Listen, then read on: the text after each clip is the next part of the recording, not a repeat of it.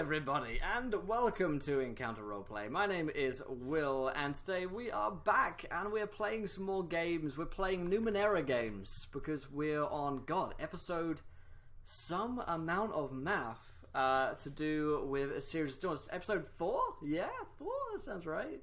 Okay. Yes, definitely episode 4 of Numenera, a series of Stillness. So, let's go around and cast and crew. Who are we? Who are we playing? All that good stuff. And let's get into it. So, let's start with our fantastic GM for today, Jupiter Wolf. How's it going, Jupiter? Hi, everybody. Hey. Everything's going great. I'm ready to play. That all my players are here, so I'm happy. Hey, we're all back. The whole crew, the whole team back together. Let's go around then. Let's start with Rem. How you doing, Rem? Doing all right. Doing okay. We're introducing our characters, correct? All that stuff. Is that what we're doing? Yeah. Talk about Walter a little bit. It's been a little while since we've seen Walter. Yes, Walter. Yeah, he's been out for a bit. Walter is a mutant nano who commands mental powers. He's a little kid, about 11 years old. He's just taking in all this information, but there is a foreign cosmic creature that lives inside of his head and has a voice of its own, and it has some telepathic powers that just sometimes happen. And Walter's just the vessel for all this stuff, so happens. Fantastic. And let's go over to Jamie, who's playing Sykes today. How's it going, Jamie? It's going good. Well, I'm doing better than Sykes is because he may or may not be abducted by aliens. Yeah, he's a lovely chap. He's always got a level head. Doesn't flip out and turn into a creepy monster and eat people at all. That's not the reason why he's been abducted or anything. He's a very nice guy. Yeah, that only happens sometimes. I mean, a little, like, maybe, okay, it happened, just, we don't talk about it. Yeah, it's in the past. Alright, yeah. Fantastic. We have Mikey back today, who's playing Henry. How's it going, Mikey? How are we doing, William? I have the true meaning of life in my hand today. It is chocolate. Oh, wow. Because, we cannot live life without chocolate, isn't that true? Well, I don't have it right now, so I'm feeling jealous. But how dare you, Will? I'll try. How dare you, Will? I'll try and. I'm playing Henry. We all know Henry. He's the charming, trying to do things to make himself useful, but ending up screwing up and somehow still being useful. He just seems to meander his way through things and end up just fine. Usually, anyway. Maybe it's the metal parts. I don't know. maybe. We'll see. Fantastic. All right, cool. So, Jupiter. So we do a bit of a recap. Oh, as for myself, I'm playing Levi Leviticus. He controls gravity, or at least he's trying to. He's got a lot of weird science stuff going on with him right now. He keeps dreaming about an elk, and yeah, that's me. It's all going well. We're not panicking yet. So yeah, let's do a little quick recap here, Jupiter. I'm gonna go sort out my internet again, because fuck you, Twitch. Alright. See you in a minute. Hi, everybody. This is Numenera. It is a D20 system that takes place 1 billion years in the future on Earth, and 9 civilizations have risen and fallen, and humans are starting again with no knowledge of their past. It is a science fantasy, so it's like Dune or Star Wars, where basically that old quote of any sufficiently advanced technology is indistinguishable from magic. And right now our band originally started trying to sail over an inland sea with some cargo they were hoping to sell with the last of their money. However, when they got there, all the docks in this giant city, cliff city of Nebelik, were filled up, and nobody's coming and leaving because a lot of navigational Numenera stopped working, along with maybe something else. They broke up a fight as there were a lot of sailors and crew who were upset that not only is nothing moving and nothing's working, some docks burnt down, and along with our players, cargo was stolen. They decided to run up and help the Aeon priests, which are kind of like scientific priests. They're high up there, mucky mucks. While the cliff city was burning because of the riot, from the unhappy sailors and merchants. And when they got to the Aeon Priest's laboratory, it's called an aldea, but we'll call it a laboratory for our viewers. The Aeon Priests were very dismissive and basically tried to like pack them off downstairs to try to hold the other people off with some of the city guard. However, they were busy and wanted them to leave because they were expecting visitors, and these visitors seemed to arrive in a hovering egg that came down from the ceiling. And while everybody else, the rest of our players, were downstairs, Sykes blinked out of existence and appeared back in the laboratory in front of this giant egg craft, which had landed in the middle of the laboratory nicely, not like crashed. And there's a weird creature in front of it. And that is where we have started, is in this nice place. I like nice places. So hopefully you can see this is inside the laboratory looking up toward the ceiling now. And Sykes. Mm-hmm. We're going to start with you. So, what's around me? Because I know the egg and the weird dude's there, but like, who else is left in the room? The 4 Aeon Priests. Right. There you go. Ooh, gnarly. That's the alien you see before you. Right. Yes. So the 4 Aeon Priests that are around you, one who has entreated in response to the alien's suggestion that he wants, or it wants to take you. Mm-hmm. The Aeon Priest Wisely, she's the small one that's very like talks like this, and she's just like, you're gonna answer questions if we give you this person, that's okay, you know, like you're gonna give us answers. Yes, Sykes hates her. And there is also the second Aeon Priest, Laius, who's the very tall, lanky priest who's very, very handsome. He's very dismissive of you and doesn't seem very interested in any of the players. There's a woman who seems to be their leader. She's older and middle-aged, and she entreated Henry to stop touching everything when he was trying to clean the laboratory. She seems to have some sort of power where she completely stopped your movement. She is also blind, and doesn't seem that blind, though, you know. And there is a 4th Aeon Priest, a woman of light, who just hovers around everywhere and has holographic clothing, and her name is Bashin. And the other woman, the leader, is named Nori. And so, Wisely just finished saying, if we give this man to you, would you, you gonna give us the answers? We're gonna give it the answer. We the questions. It's free. And then the alien responds, the extraterrestrial responds, yes. What would you like to know? And she and Wisely says, oh, okay. Obviously, there's something going on with the navigation Numenera. Have you noticed? Alien responds, there is something going on with a lot of Numenera. She goes like, oh, excellent. We can definitely give this. And right when Bashin pushes her fellow Aeon Priest aside, and she floats up to you and lays one hand on your arm because you're tall, but she floats up a little bit higher, and she says, looks you in the eyes and asks, do you want to go with him? Well, I don't exactly see why I would want to. They have all the answers to our problems right now.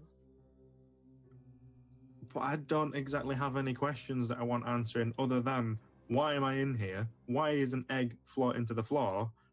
How did I get in here? Why can't I leave?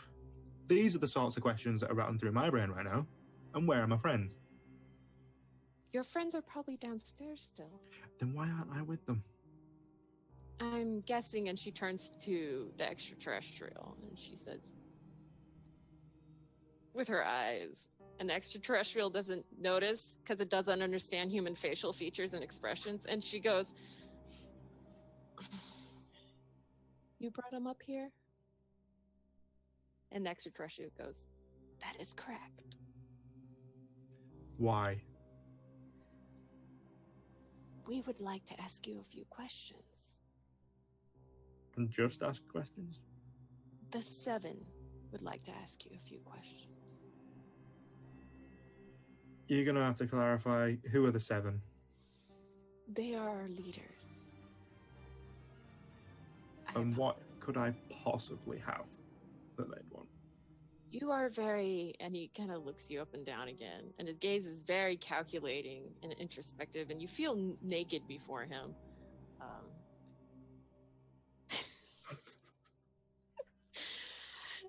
You feel naked before his analyzing gaze, and he says, you are different, and we are looking for those who are different. That's still very vague. I'm sure the 7 can clarify all of this. A lot of what we do is probably above your intellectual level. I'll take the insult and just hold it there and feed off the anger that it gives me for later on in life. Okay, really quick, we're going to jump downstairs. You are in a smaller, the rest of the group, so that is Henry, Lev, and Walter, are downstairs in a smaller kind of open room. There's the spiral staircase like going up and up into the laboratory above you.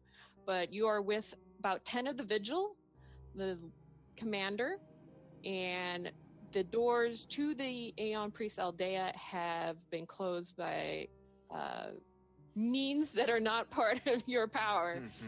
And it seems the Vigil has stood down for a little bit and they're relaxing, and the commander seems to be conversing with those little gold foil origami drones that are just like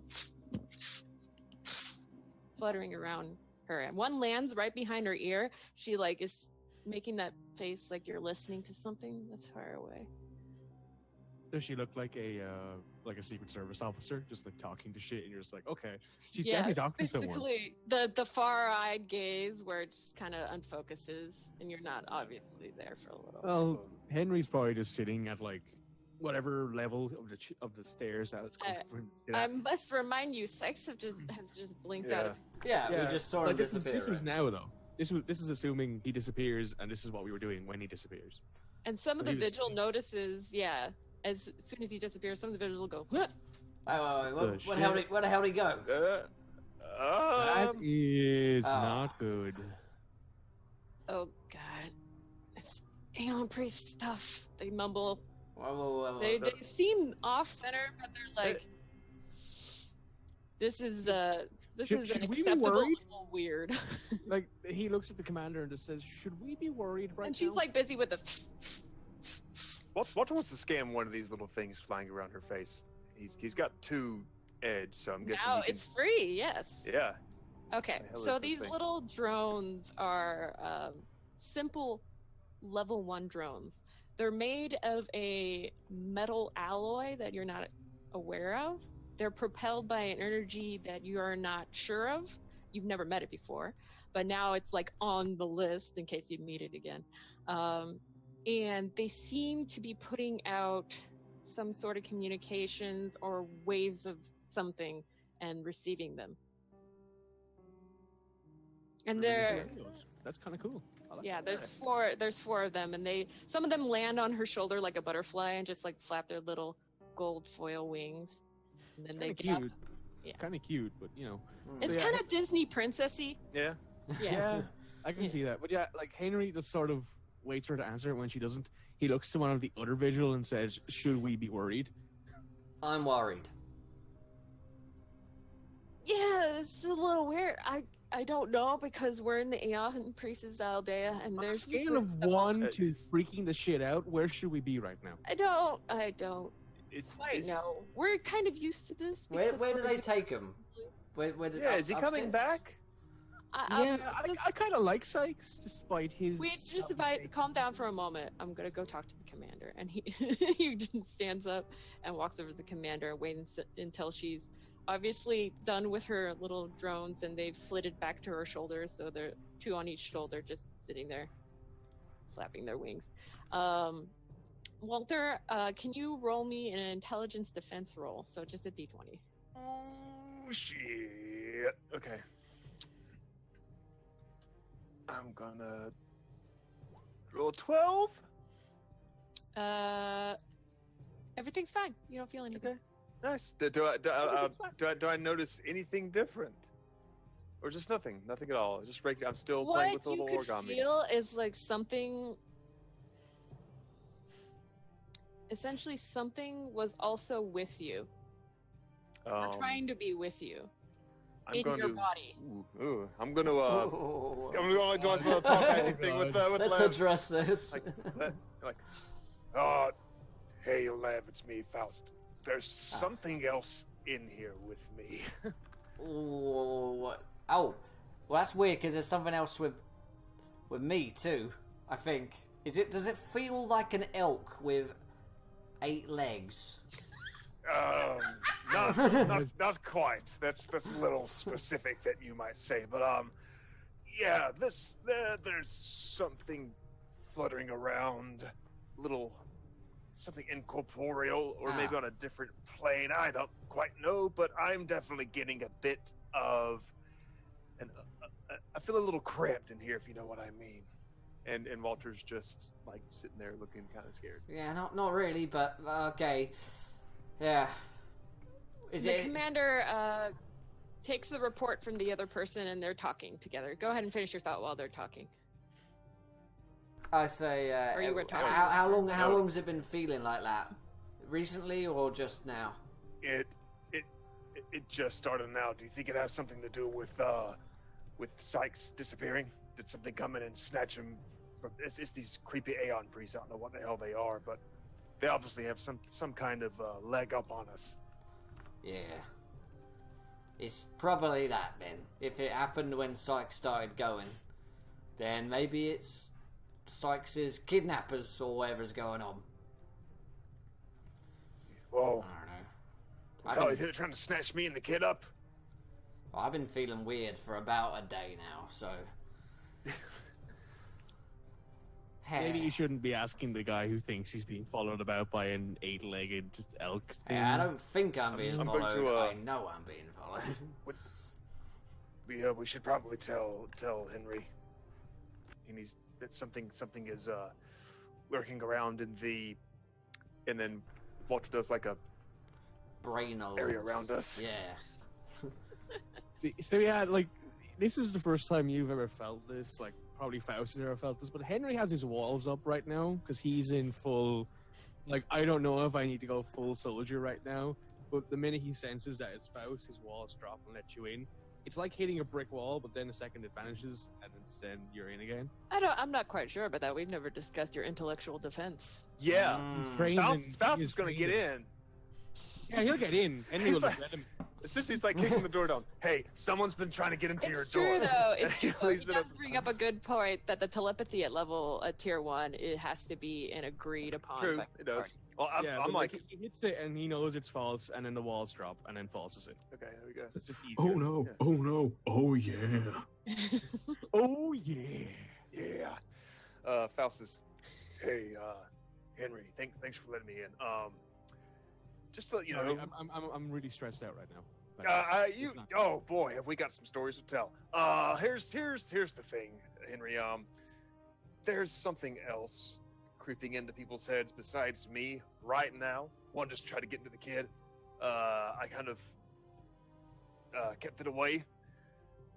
So whatever I little haven't- mental block you've been doing to keep me out when you want me to stay out, keep that going, because I haven't felt a thing though. Maybe it's because I'm not unique enough.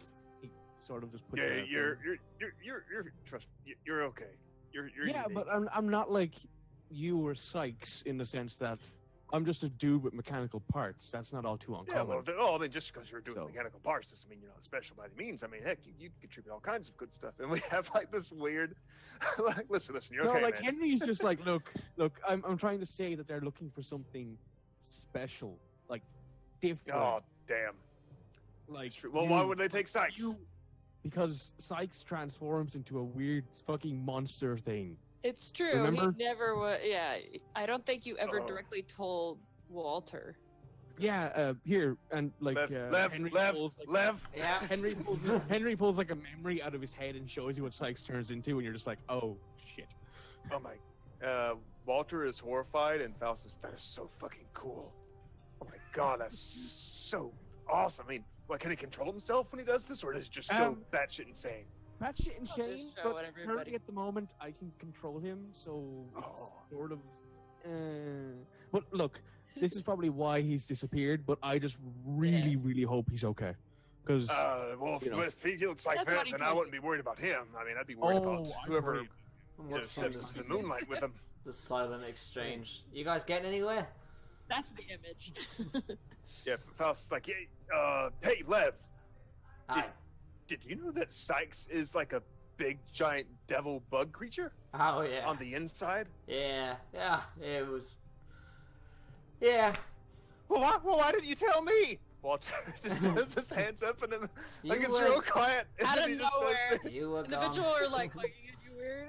Like, it's okay, kid. It's okay. Henry Oh. just Trying to Henry figure just it sort of out. sighs, like I'm still waiting for the commander to talk to me because This is still happening in 2 seconds.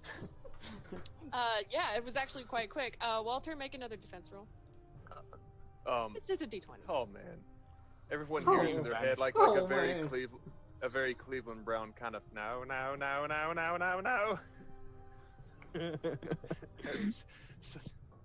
Ooh, 17. Oh, perfect number. Guys, nothing ow. happened. It's back. It happened again. I just pulse out.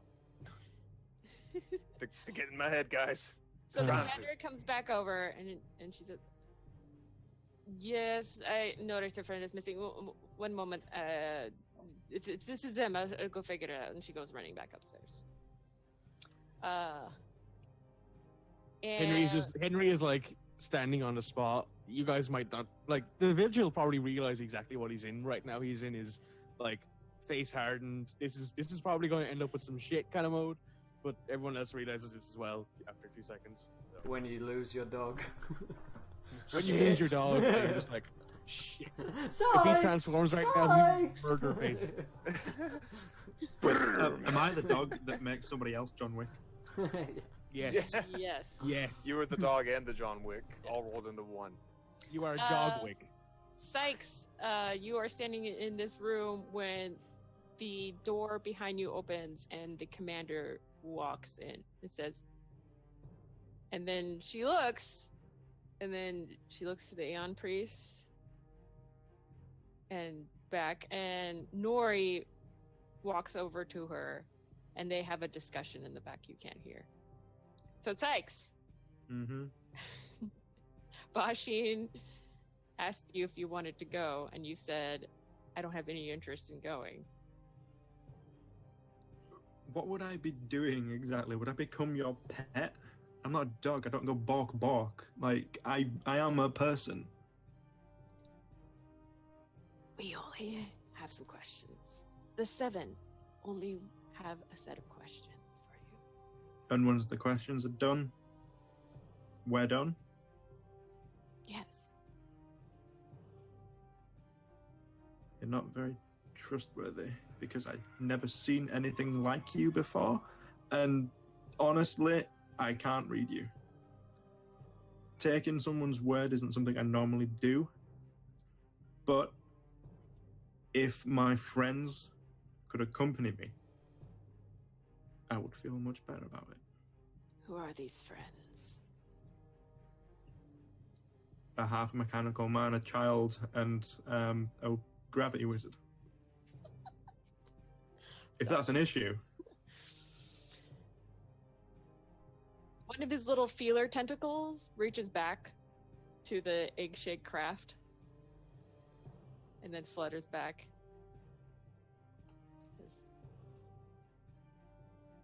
This is agreeable. We have a great interest in you. I mean, they have to agree as well, but yeah. It doesn't respond. Bashin goes, okay. She looks back to where Nori and the commander are having a question. She goes, one moment, please. And she floats over and discusses with them. Nori, you can see, nods a bit. The commander does a curt nod and walks back down to everybody else. And the commander is popping down the stairs. The little drones are kind of just following her down the stairs. She goes, so your friend is upstairs. The Aeon Priest's guest has requested the presence of your one friend. And it seems that your friend will not go without you. All three of you. Okay. Would you, I have been asked by the Aeon Priest that you go upstairs. Okay. This This was not what I was expecting this morning when I woke up. the stairs we just left from? Going back up? She gestures to the spiral staircase, which goes up the inverted cone. Henry Huh. picks up the kid and just pops him on his shoulder and starts walking. Walter, make a defense roll. I'm gonna head upstairs too. Okay. The commander, in the meanwhile, puts her hand on your shoulder, Henry, and says, I thank you so much for what you did for us. You didn't have to put yourself in danger. Usually, we do not like civilians because they get themselves in hurt more than they help. But in this case, it turned out okay. Just okay? I'll take it. That's Well, better you than did sometimes. fall flat in the middle of them, and then. I mean, I've Yeah, had worse you're welcome. situations, so I'm alive, and all my friends are alive, and everyone else is alive, so win? He kind of says that with a question mark. Pretty sure you can thank me for that, but no worries. Thank him, but, win. Yes. If you ever need a job, the vigil is always looking I out. used to be a guard, but I don't think I'll go back to that. But, thanks for the offer anyway. Yeah, now Yeah. he just Dinner picks instead the would be kids and nice, drags though. them away. Who would want to be like you guys? Shut up. We- Dinner would be we- nice instead, though. On What's me. that? No. What? Never mind. What did you say, though? is I what- didn't catch. I asked her if she wanted to have dinner instead. I'm not Walter does. sure. I've never, nobody's I'm just like ever watching. asked me. And there's like two little purple dots get a little blushy on the sides of her head. God. And because you remember she's not quite human. And she's like, And you know Henry's history. Why are you questioning this? I'm it's- not questioning it. I'm Yeah. just reminding the viewers the commander does not look human. And she goes, sure, one moment. And she thinks about it. And then she puts her finger to the little drone on her shoulder, and the little drone kind of just goes hop onto it. And goes, she brings it out, and she gestures to Walter. And she gets down on one knee. Mhm. Come here, child. Come here. You gonna put me down, buddy? Yeah. Okay, maybe thanks. yeah. Glad I'm being released. That I can just go do your little errand work now. And I go over and just snatch from the lady. Oh my. Don't crinkle it. Please don't Be crinkle it. gentle, Walter. Okay. Yes. And then I have to refold it, and that takes a Oh. while. The Aeon Priest have to Is- help. So, is there a message written on it? I say as I'm like walking back to him. It she turns to Henry and she says, I scan it. you can find me with this Oh, thanks. later on. And Henry will just. It'll hold his hand keep out. Walter safe too a little. Henry just gives her a smile and says, "Thanks." Okay.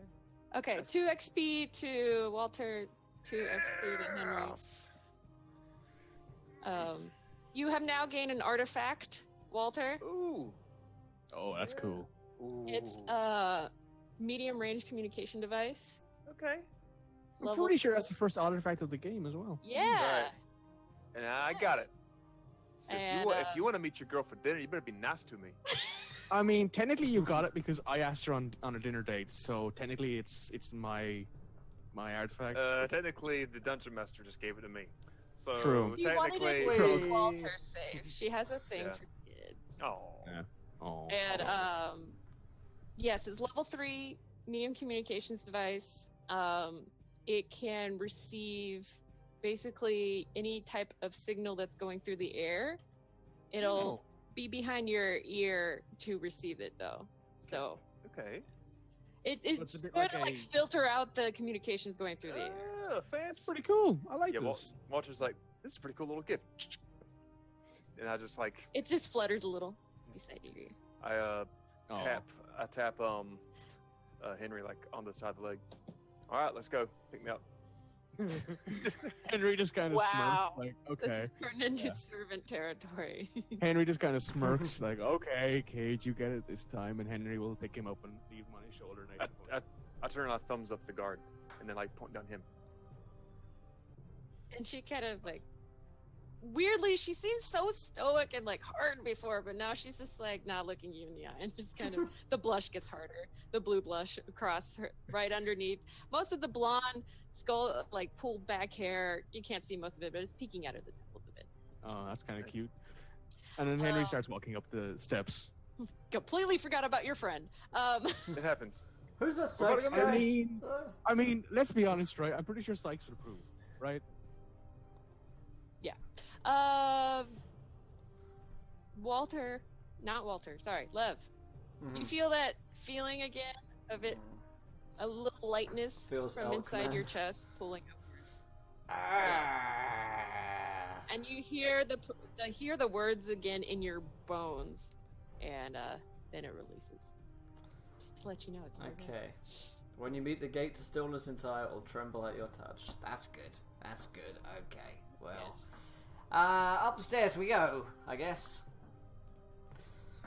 Okay, you all head up the stairs, this winding staircase that clings to the outside of the inverted cone that you are in, and you reach the Taurus hallway, go through the center into the laboratory, where you see Sykes there, standing in front of a 15-foot tall inverted egg that's sitting in the middle of the laboratory.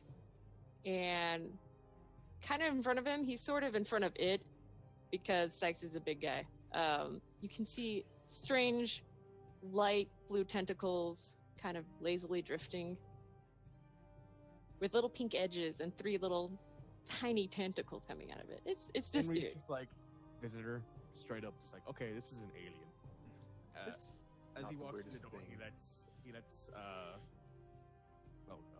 he lets Walter down on the ground so he can walk, because he doesn't want to carry the kid around all the time. Let the kid do his own walking. sometimes. Just gotta grow up, be a man. The Well- 4 other Aeon priests are there too. Nori is closer to you, and she says, "So, this is hard to explain. This is the ambassador from the Thin Sky." And Okay. she waves her hand, and Sykes, if you want to move away, Hey, Sykes. for you to stand there. I feel like at this point he's just kind of just gonna be there. Okay. He's very Henry stubborn. Kind of says, hey, Sykes, And then she kind of walks with you guys as you walk, if you guys want to walk forward or not. yeah. Henry's but- gonna walk up to Sykes' shoulder, just be standing next to him. Like, yeah. Hey, Okay, Sykes. so you see the Right. creature in the view there. Excuse me. And she goes on, they are from above, obviously, from the Sin They're Sky. from outer space, yeah, obviously. Well, not so far away. There is Yeah. still sky there. So you mean in the upper atmosphere? It has a... Basically, Okay. it has a proposition for you. Mm-hmm. And what might that proposition be, sir, madam, Madam, yes. Madam. madam? As he's talking It makes- to, the alien. And the extraterrestrial in front of you spreads out all their little tentacles and then lets them fall in a gesture that seems quite gentle And he said, or it says, "We would like your friend here to come with us for some questions. He has proposed that he will not go without his friends. My craft can hold all of you." What? Okay. No. I have nothing against this as long as, we keep this on the up and up. Everything happens and then we go back home. Well, back here at the very least. Is that okay?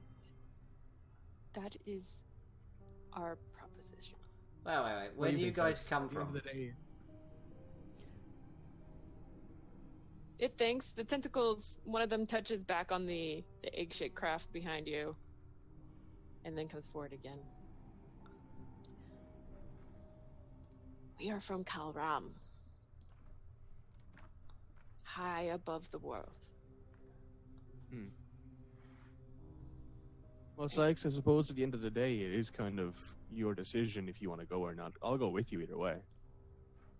Well, I just didn't really feel comfortable going with a random stranger in a random egg to the sky without at least having some home comfort.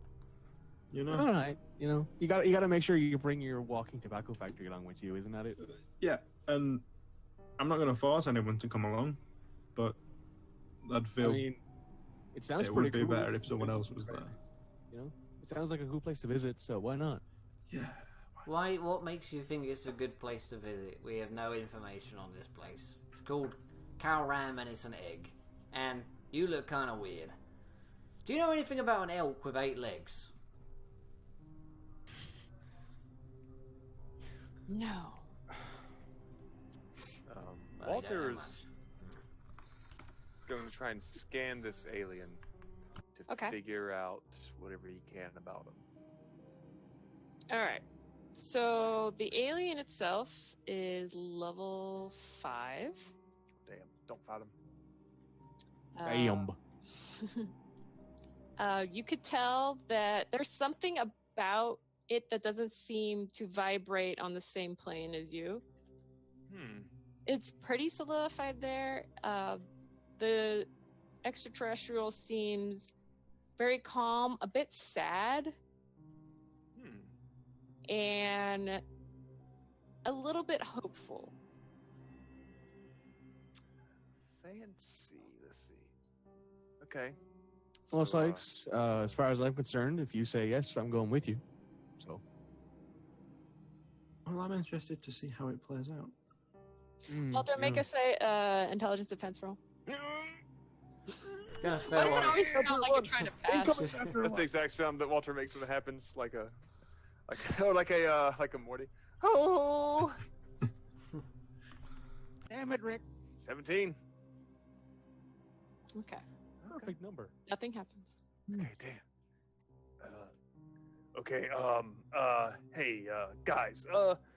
This is about the 3rd time I felt this thing try to poke into me. And this alien in front of me, it apparently is not quite on the same plane of existence. So, I think that if I eventually might not have a choice on going on this little adventure, anyways. And if I mean, who knows? At worst, they find out that you've been withholding information. At best, you go along. Oh, we don't want to withhold information, any secrets about each other, do we? And and Walter looks over at Sykes. That would just be a total break of trust, would it not? But okay, that's deserved. I'll give you that. No, I just kind of looked down at you with the people's eyebrows. You don't know what I'm saying.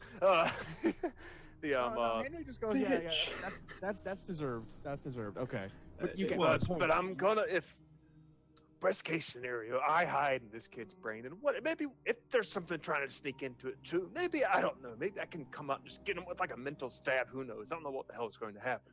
But I'm not going to be the one to give away that I'm hiding in here, because the little kid. I mean, look at him.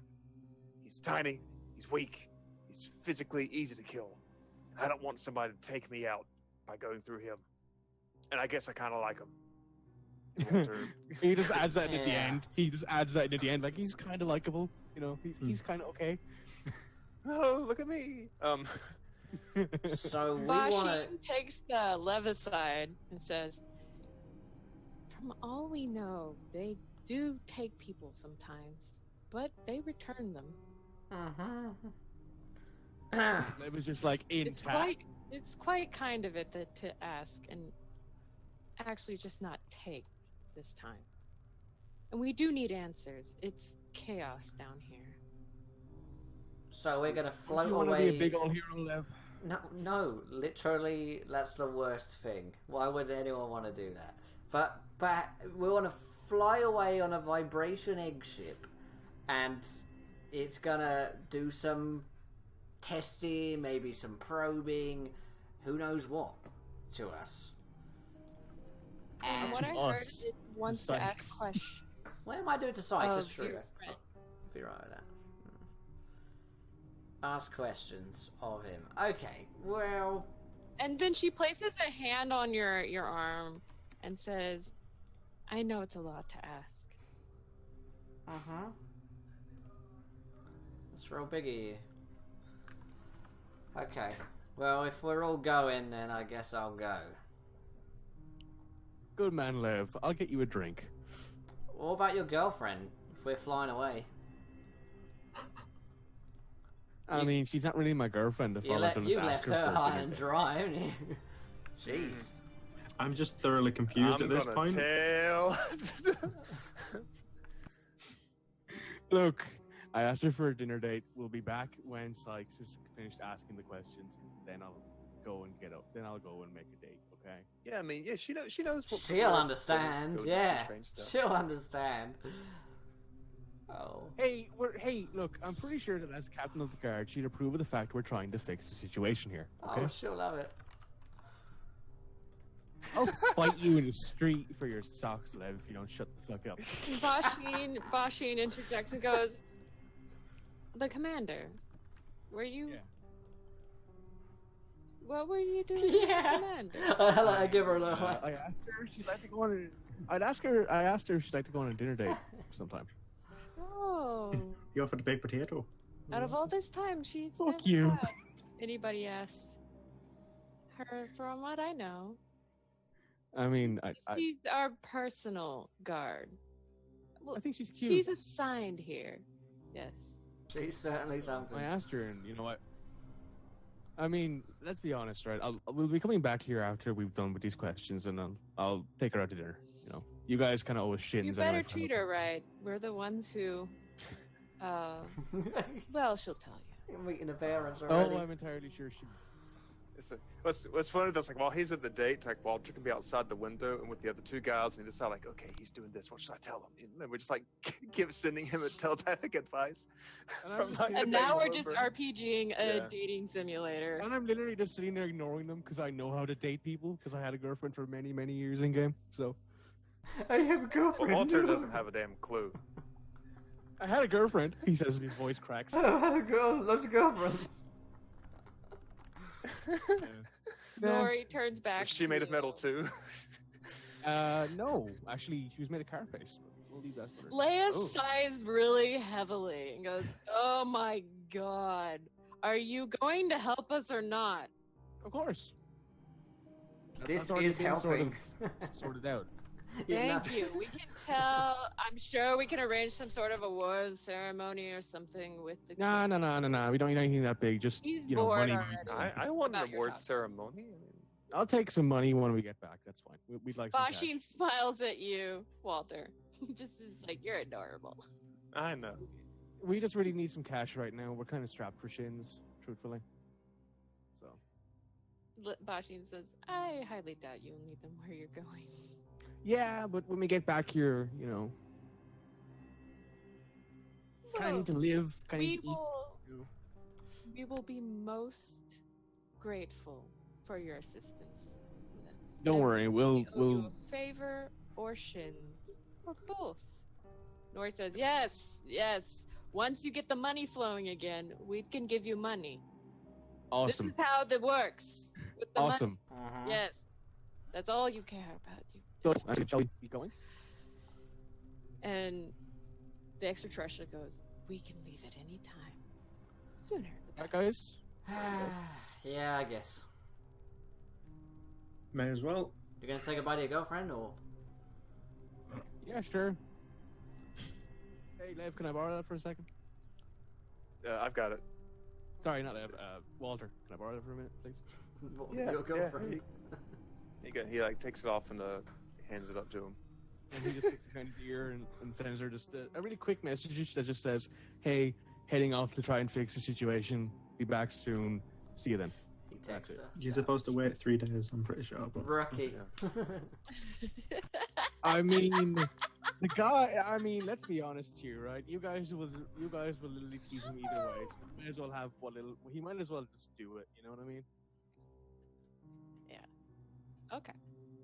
Does So he get a with all reply, that or is taken it care just? of, Walter, make me another roll. Oh shit.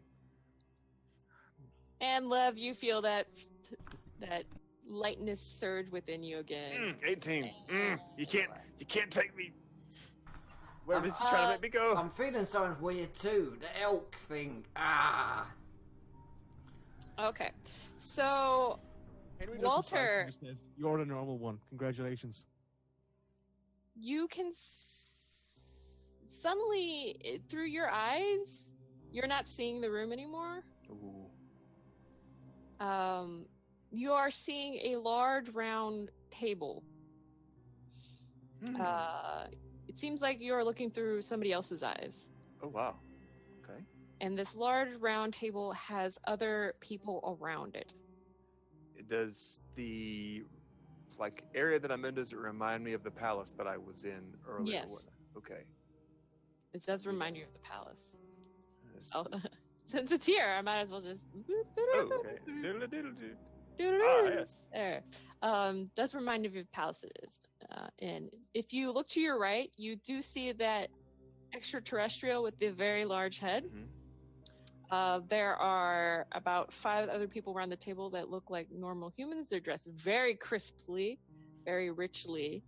And farther back from the table and seated on some plinths in a nice chair that reminds you of the chair you woke up in.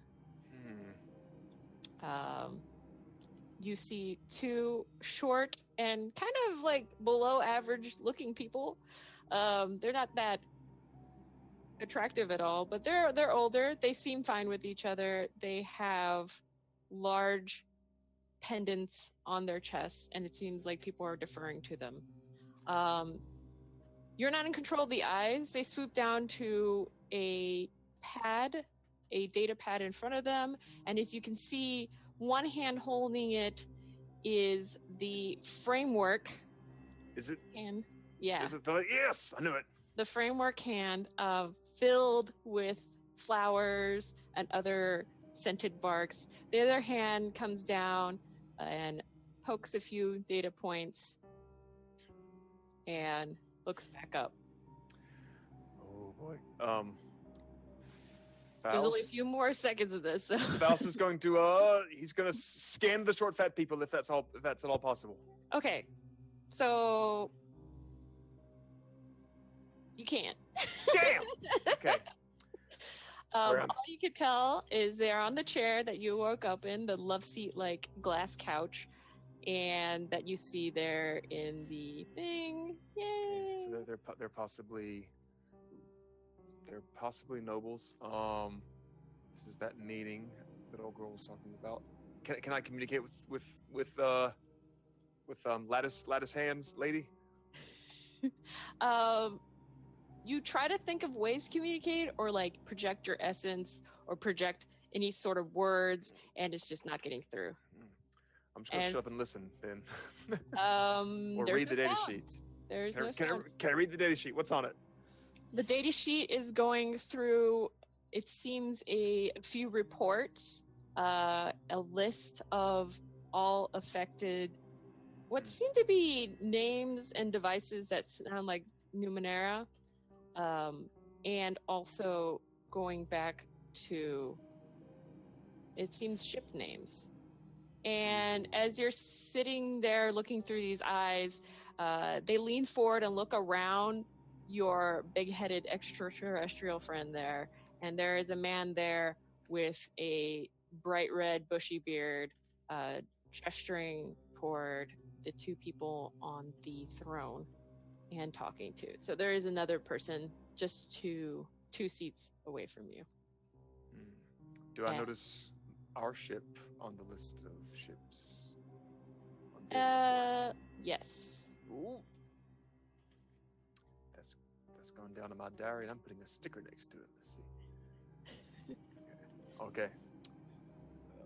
So yeah, I'm just gonna just go full intel gather. Maybe maybe this is on purpose from Lattice Hands, and she's trying to show me a secret message. So that's just what Walter's going to do.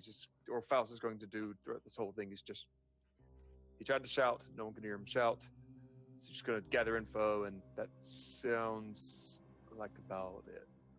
Yes, that is what you gather, and then suddenly you're back in the Aldea with the others. Hey, Lev. Yeah. That's some real freaky shit going on just now. How about you? No, nothing more than usual. I mean, I watched Henry text his girlfriend. What do you mean? That was pretty funny, wasn't it? Yeah. Yeah, I just had a real out-of-body experience. And by out-of-body, I mean I went into somebody else's body, and not the entertaining way that Henry's trying to promote. But I suppose, did I ever tell you about my little adventure inside the Glass Palace? I don't think you did. Remember when you were trying to find the kid? He disappeared. Yeah. Well, that's because he woke up and he was in the Glass Palace, and he talked to some people. They were having a big meeting about all this Numenera going defunct, and I kind of, maybe sort of, not really possessed the senses of one of the people at that meeting just now. More like took a back seat. I rode shotgun for a bit, and there was a data pad on it, and on that data pad is just a list of a bunch of Numenera that wasn't working, and our ship was on the list as well. So I don't know if I'm trying to be told something, I don't know if she did this, the one who brought me into her head. I'm kind of used to being inside people's heads. It happens.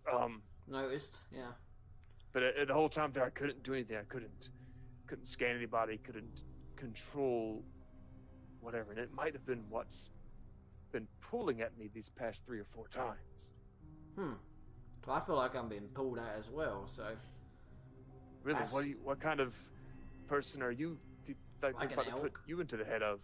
I don't know. Yeah, I don't know. But it said this phrase. That's not what I expected at all. No, me neither. You never expect the elk, do you? It keeps saying this phrase. When you meet the gate to Stillness entire, it will tremble at your touch. Is that good? I guess that could be worse. At least if it trembles, it's probably not dangerous to you. Right, yeah. I don't. That's weird.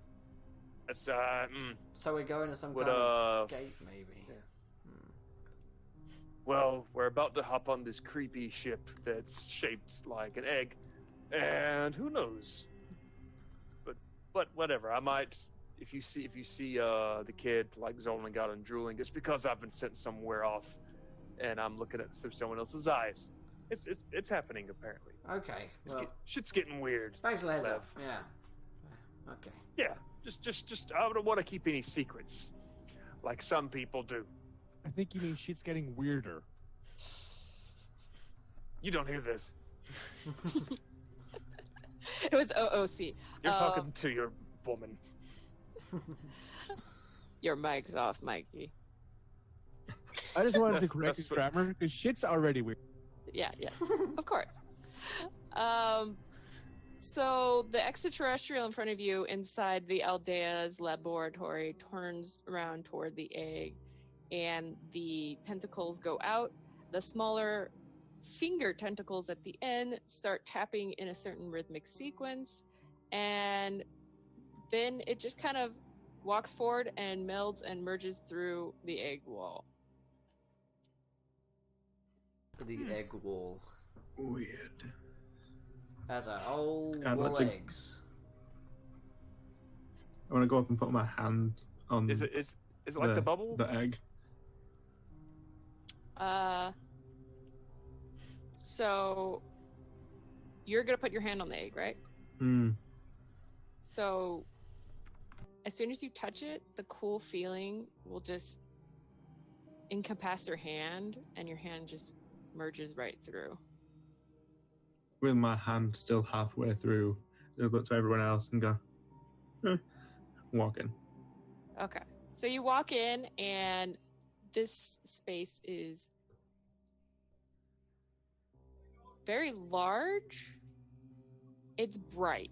It's very bright. There are small port holes that don't exist on the outside that you can see basically the rest of the laboratory inside. And it feels very humid inside of there. It's hot. It's mostly uncomfortable, especially with you in your fur coat. Oh, joys. It smells slightly like leather and like an unfamiliar sharp spice that you're not sure of. See, the leather part is fine. It's the heat. Yes. I'd just stick my head back out and just like, well, come on then. The extraterrestrial is inside, and it's just looking at you very calmly with very slowly wavering tentacles. Okay. What I else? guess I go after him. Like, there's not much else we can really do. So. Oh, and I gave the radio back to Walter.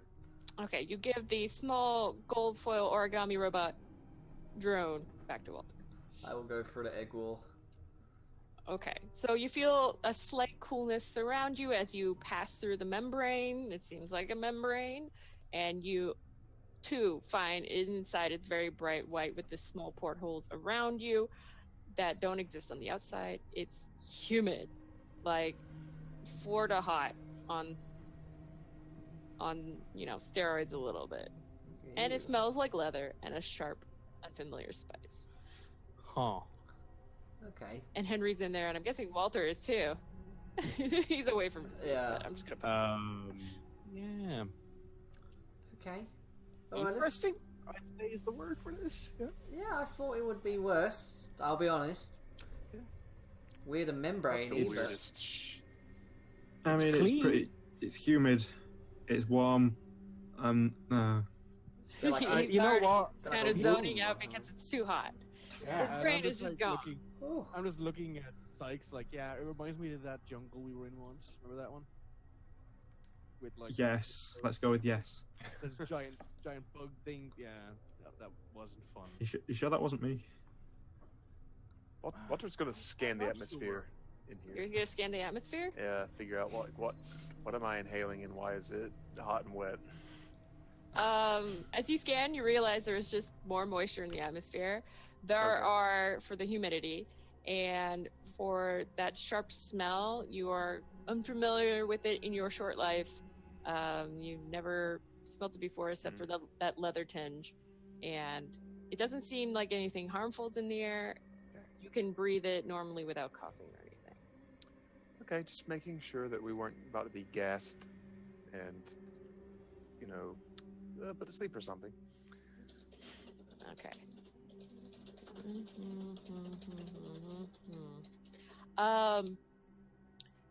So the extraterrestrial is going to look to you and say, "One moment, I need to answer, for I have gotten my part of the deal with the Aeon Priests.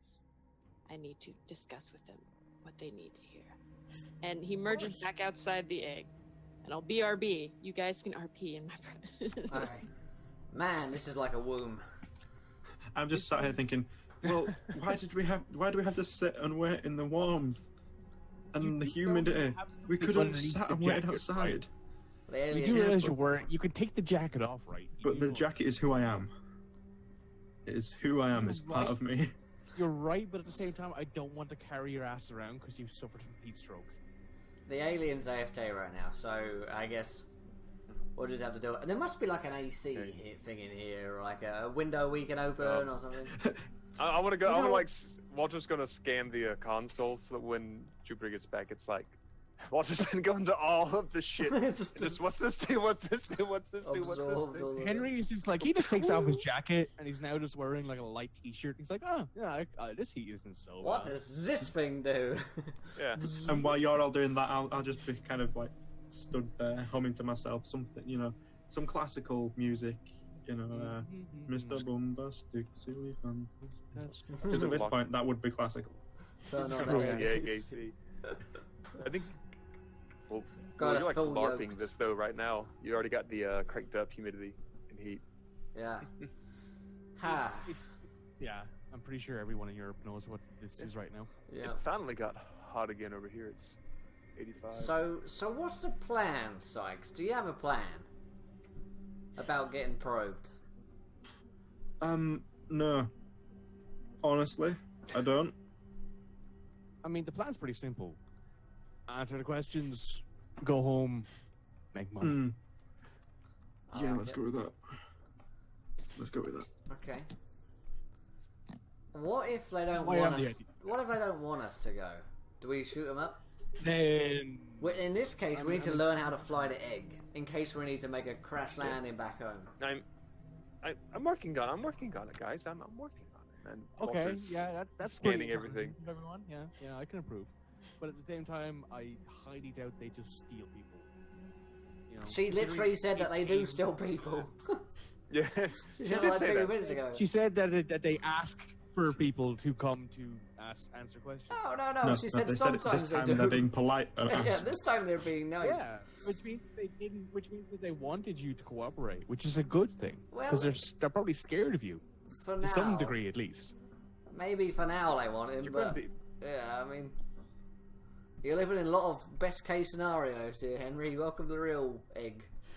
I mean, if I don't bring out the best case scenarios, you'll just make everyone depressed. So, I'm just being realistic, Henry. you're being depressing. So yeah. He's only joking. Come on. Only Orkin. It's about time someone started the egg puns. I'm sorry. God damn it, Sykes. Okay. Been too long. Henry's just sad she So you didn't see text back. a few. Where did you poach those animals on you? Sykes. So you see the little pink ends of the tentacles start to squirm in, and then the rest of the tentacles pass in through the membrane. You can see nothing from the inside that indicates there is a door there. No, like, small etching that there's a doorway. It just passes through.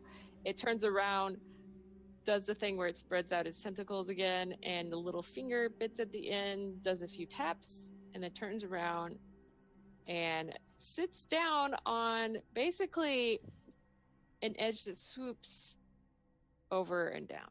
So there is a small bump in which there is a place for it to sit. And it rings around the inside, so there's more seat. That's pretty cool. Henry says out loud. Oh, while the alien stepped out, Walter, he just decided to go to every single thing and scan it, just to like figure out if we can, Okay. in case something happens. The craft itself is a level 8. It's a big level. It is far beyond what you can actually achieve with a normal D20. Yes. And from what you could tell, there is some sort of energy coursing through at certain spots in the craft. It doesn't respond to your touch. Damn. At least not the way you're doing it. Because You'd probably have to spend some time to figure this out. The portholes, there's nothing different about them through touch. They seem to have more energy than the other areas. So you cannot differentiate by running your hand over it that there's a bump there or an inlet or a concave surface there. It's just the image is there of the outside. It's like, this is like a secret door. That's the secret door. And that is Check what out- you have ascertained from it. They're seeing, and as soon as the extraterrestrial did that thing to the door, the energy in that area dissipated and spread out amongst other areas. So the overall energy has flattened out, except for around the portholes. And it gestures with its tentacles around it. It says, "Please sit. I Walter's advise you to sit." going to quickly You. sit. And I roll to sit. Wait, did I do that in Cold Harbor one time? You roll to sit. Roll to I got like a sit, nat, I got like a natural nat, one. I got a I nat thought. 20. No, I got a nat 20 on it. I remember that now. Yeah. Henry just takes a seat. He just looks like, yeah, this seems pretty interesting. Might as well see where this goes. Your back nicely rests against the curve of the inside of the egg shape. I sit Yeah. down and I, despite the humidity, pull the jacket into a better position. It's like, I should really take it off, but he's very stubborn, and it's who he is. Henry has left his leather jacket next to him on the seat because he doesn't want to suffer from heat stroke. Doesn't sound like a particularly good idea. It is pretty hot, and you could tell if you had to stay here in that type of atmosphere for a while, you're gonna start to suffer from it. As soon as you're seated, the tentacles on the extraterrestrial again spread out, reach behind them, and start fiddling about on the surfaces behind you. Walter can sense that there are energies building up beneath the craft, and this is in direct response to the small pings of energy from where the tentacles have been touching. Walter pulls his legs up and like puts his arms around them, so because they're like resting on the ground. Okay. A rumble. Oh, go ahead. Oh no, I was just gonna be like, it's kind of like Walter's just like the canary in the coal mine right now. It's like whatever he reacts to, he probably knows if some weird shit's about to happen. Yes, you have that scan up so you can tell where things are flowing. So a rumble flows through your bones, jostling in your seat, and your vision blurs a bit from how much like there's slight shaking is going on. Suddenly it seems like there's this huge fat person that just rolled over you in their sleep, and you're utterly smushed against your seat. Your bones are aching and you can't take deep breaths, only tiny rapid huffing. There's a natural panic that, like, from being smothered that starts to arise within you. And the extraterrestrial seems unaffected. Through the portholes, you can see that you have already passed what this Aldea was. This is a straight shot. You just see blue sky all around you. And the sun tilts out of view as the craft shifts a bit. About 45 seconds later, the wisps of cloud disappear. 15 seconds later, the blue sky dims, and an endless black welcomes you. And the pressure lets up on you a little. It's still straining, but it's not panic-inducing. The sun lofts back into your view and drifts off the other edge of the craft as the craft shifts again. Boop. I can see my house from here. The blinding blue globe of the world slips into view and encompasses your little porthole windows from edge to edge. A thin, wispy clouds clutch tightly to the globe. You can recognize the vast blue opening of Serra America on the right there, and the continent in its mighty spans to the left. The rest of the continent, the fabled entire sea, is beyond the curve of the world. The straight channel you observed in Nebelek is revealed here as an impossibly strange-angled maze of channels in Seshar. Right there. It seems like it's cloudy in the Ba Denu Forest today. The southernmost tip of the Black Riage is visible. But mostly it's the beigeish expanse of Mathuanus, the cold desert, that is in view. The bright blue globe slips by, and again the utter blackness faces you. After your eyes adjust, you can see the sugar spill of stars pierce out. No, This is more stars. This is more stars you've ever seen in your life. Your eyes water, trying to pick out all the little details, and utterly fail. Well, This let's- is where you are right now. This is going to be a small pause for whatever you want to do really quick. This is cool. Okay. That, yeah. Yeah.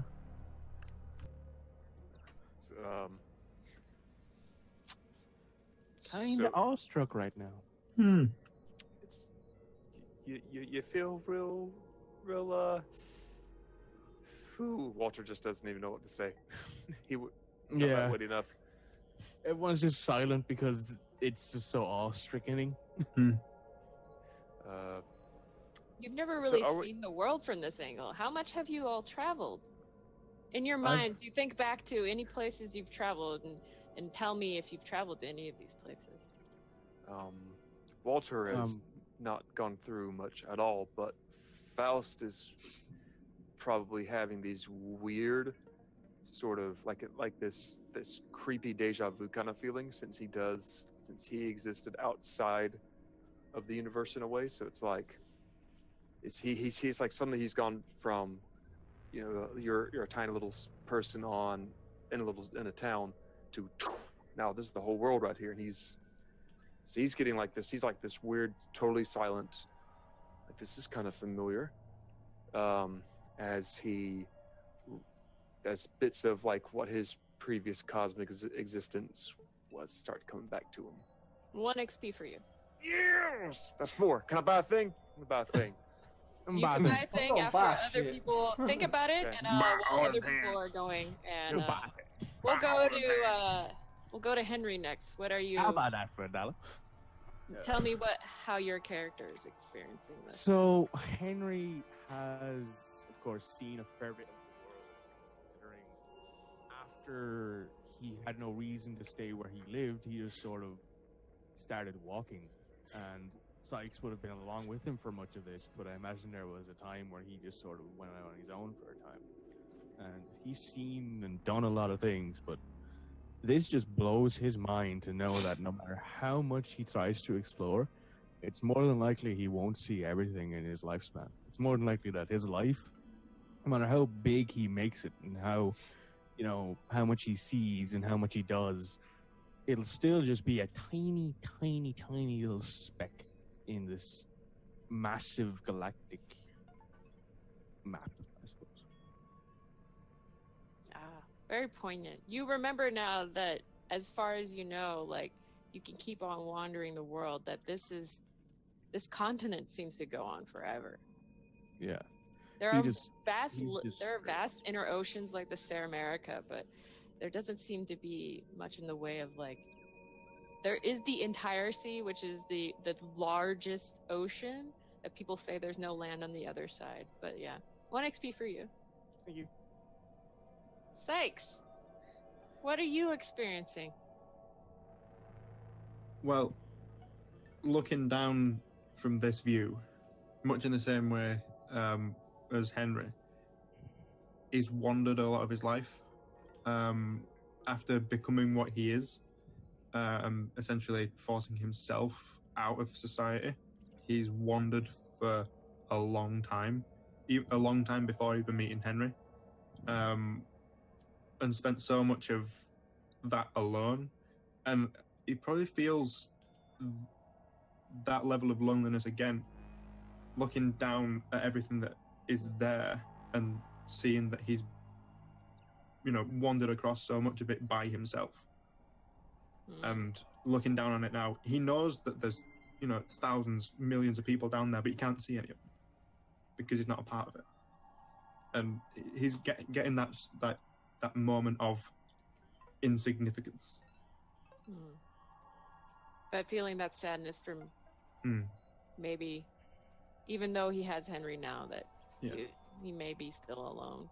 That And- he's And that- Henry places that a hand weird- on his shoulder when he notices this, because he's like, yeah, it's cool, bro. Here. And the odd thing is that he's only seeing this because he has this creature inside him as well. So there's that weird he wouldn't be able to see this beautiful view if it wasn't for everything else as well. 1 XP for you. All right, Lev. What is Lev feeling as he's seeing this globe unfold before him? Yeah, I think Lev isn't thinking too much about the places he's been or places he could go, but more about gravity, because that is the power which interests him most. It doesn't have much of an interest in people so much, or the places, but more the powers which control them. So he's looking at this Earth, and he knows that some force is greater than this planet that he's looking at and can pull. As neatly as you think that, you feel that surge within you again, and faintly at the edge of your vision, but actually in the very point middle, but it feels like it's at the periphery, you see that 16-legged elk again. And then it fades away. And then go on. Sorry. Does it now have 16 legs, or did I just misremember? It always had 16. Okay. I like the idea that it's gained an extra 8 legs. 8 legs is very popular with like magical horses like Sleipnir. Yeah, I can see how you immediately went with that. It's okay. Go ahead. Yeah, okay. Maybe every time I see it, it gains an extra leg. So, so yeah, he's thinking about the powers which control the Earth and how he'd like one day to master that power and be stronger than the Earth. But to have some kind of communion with that same strength which controls all the rest of these planets as well that we'll be going to. So yeah, that's what I was thinking about. Okay, 2 XP for you. Okay, do you want to say anything to each other in this moment, or you were all inwardly in awe, weren't you? Yeah. Okay. The only thing I do is place a hand on Syke's shoulder. Yes, that's it. After an hour, a point of dimness appears that seems to be new from the giant, endless sea of stars. And an hour later, you can see, yeah, you're sure that's not simply a star. It grows as you approach it in this craft.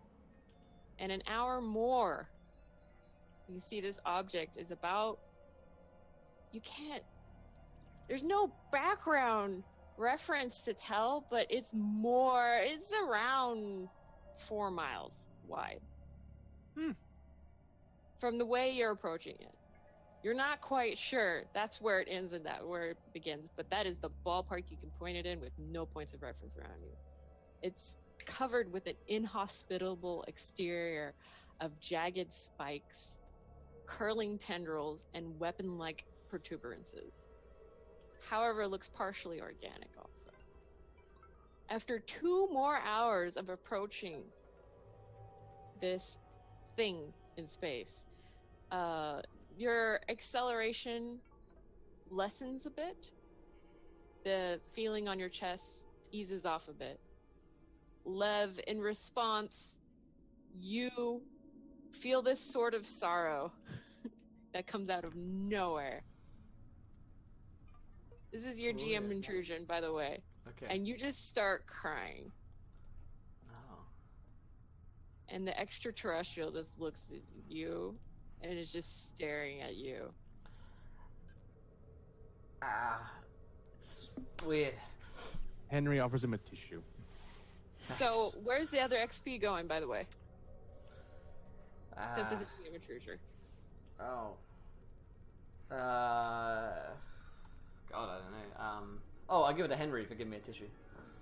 Okay, there you go. I give you a whole box.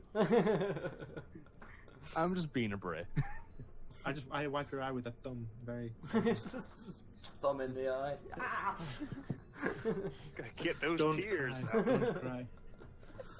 It's okay, Everybody's it's begging beautiful. for that XP point.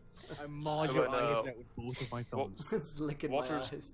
going to spend his 4 XP to get trained in astronomy, since he's now Faust is like realizing there's more to me. Okay. I am minusing 4. So that would be 6 minus 4. And you now are trained in astronomy. I'd like to think Faust just talks to Walter like, "Psst, hey, you want to know about the stars, kid? Boom. There's some real freaky shit up here, man. As far as you can tell, Lev, this sorrow does not let up. So I just suddenly see this place and I feel unrelentingly sad. It's when the acceleration lets up on you.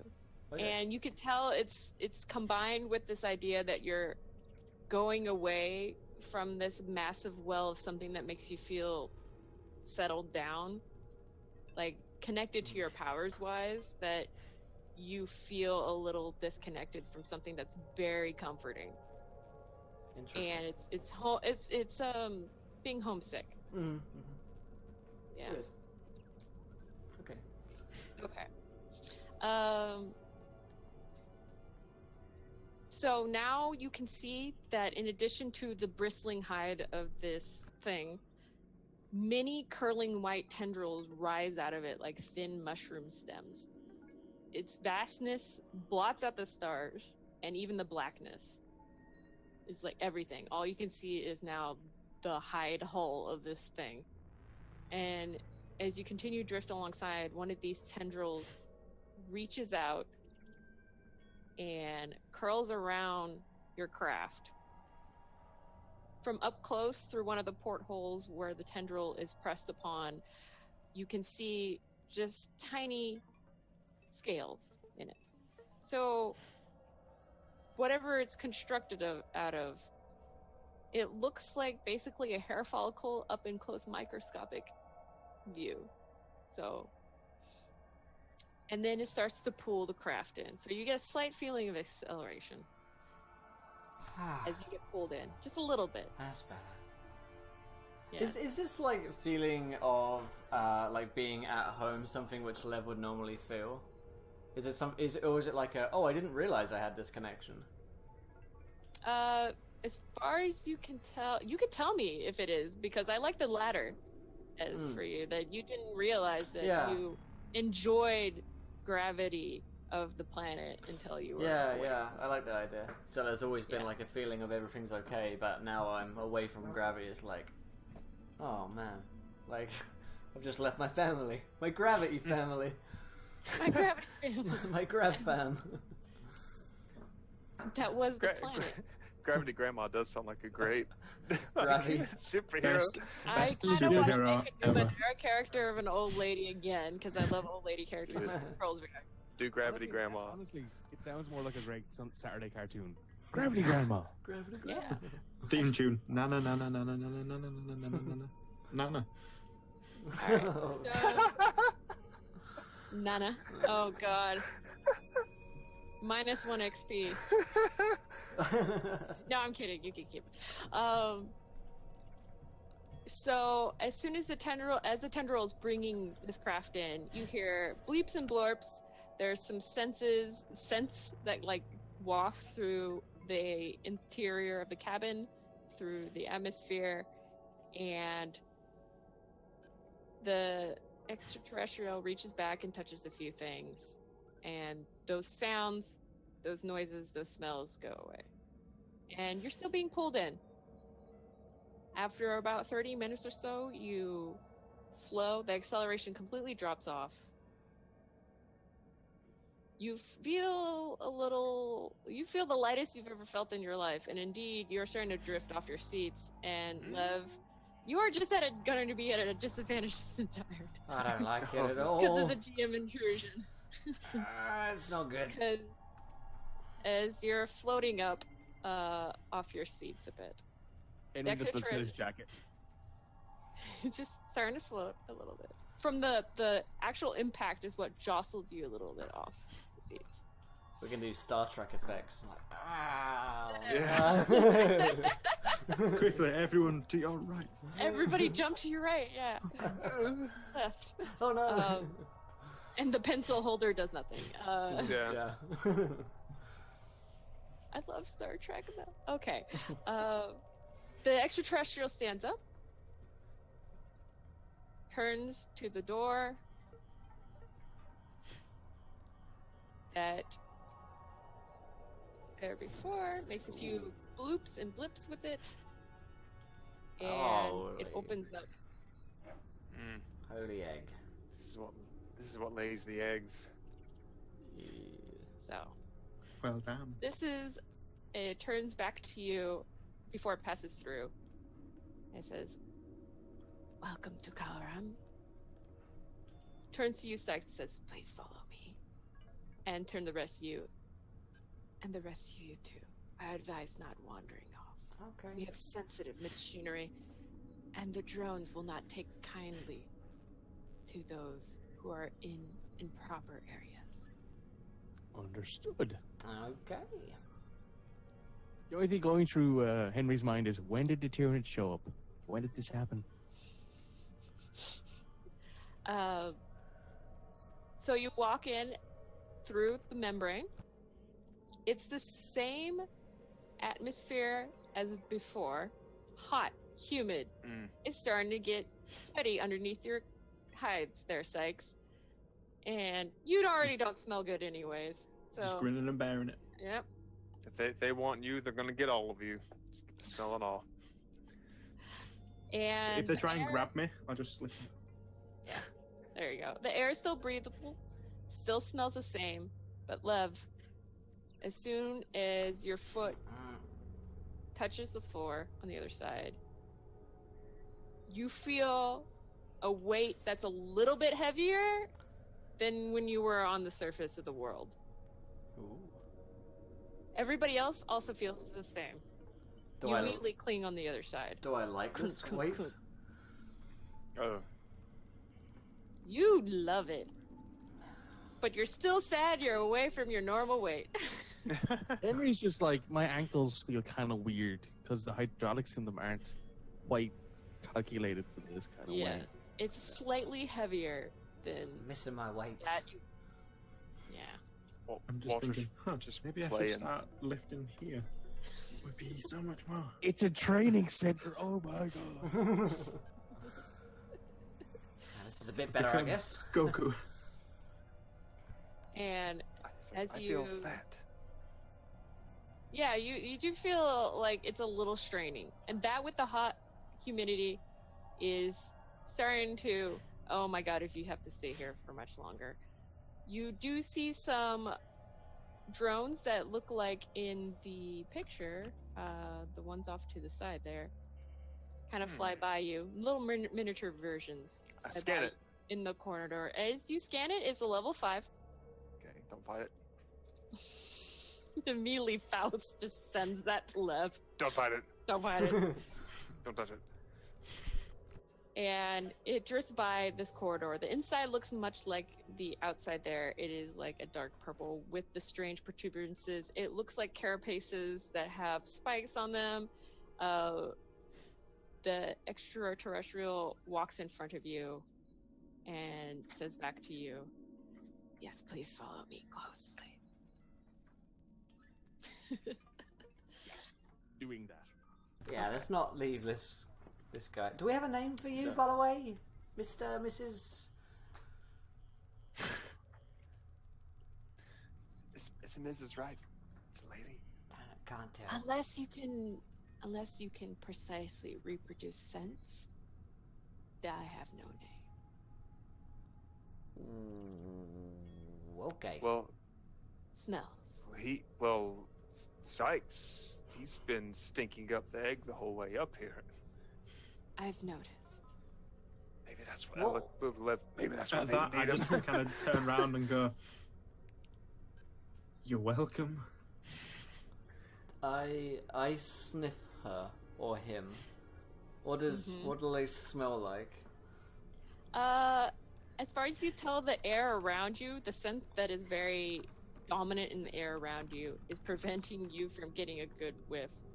And one of the tentacles comes up and touches you, and they're like, "Please, maintain your distance," and just kind of like pushes slightly on you. Fine. But I will get a Alright. sniff soon. The oddest, out of we now know- context. I'll get a Fine. sniff. We now know that Will has a sniffing fetish, so Mhm. that's a quote. So we have, I rode shotgun in her eyes, and I will get a whiff soon. Today's going great. Today is very quote heavy. Hope that date goes well, buddy. You got a lot of stuff that you know not to say. Yeah. Okay. As you go through these corridors, which seem the same to you very much, they branch off in organic angles, no 90-degree angles at all. Some of them seem to go upwards, downwards, and it is leading through a very precise path. You have not noticed another one like it yet. And mostly it's those weird drones flying around. As you continue forward, about 15, 20 minutes later, you can see an open space beyond a doorway to your right.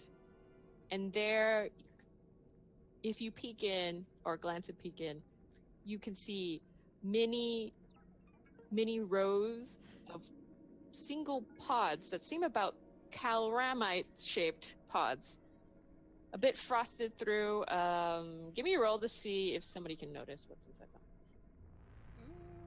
them. Are we all rolling? Can I scan it? Yeah, you can all try. Can I scan it? I can do a lot of that. Scan is short range. Damn. Do Okay. I have a thing? You and your rolls. Can I use my Yeah, eye, no. my mechanical eye as a bonus here? Or no? No, none of Okay. that. I got a 2. I have to ask at the very least. Did Rem roll? Wait, somebody's missing a roll. Oh yeah, Henry's missing a roll there. 3. Oh. Nope. Nobody can tell what's inside of them. We're too busy being sweaty and trying to be like, oh, Yeah, it's getting a little distracting. You get your back is starting to hurt from straining against the. I'm sweating and crying. You are just. sweating to your eyes. Okay, be a man about this. It's terrible. There are drones that are busily attending these strange pods. So, eventually you come to what seems to be a door. It certainly looks like the outsides are separate from the wall. The extraterrestrial turns back around to you and says, "Please wait here." Turns to Sykes and says, "Please come with me." They will be following shortly, though, won't they? The 7 have questions for you, and only you. Let's just split up again. Worked well last time. Yeah. Alright, fine. Well, if you're in trouble, scream or roar Or just behave yourself. You know, that's maybe always I an option. can. We'll figure something out. Faust is going to link him mentally, and just stay linked, and until he maybe leaves range or something, just in case he's going around the corner. Okay. All right. Sykes, you okay with this?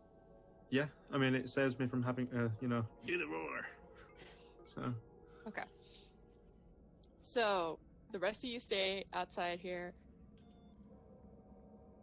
The extraterrestrial approaches the door, touches it, gestures to you, and walks through again, straight through this door-like memory.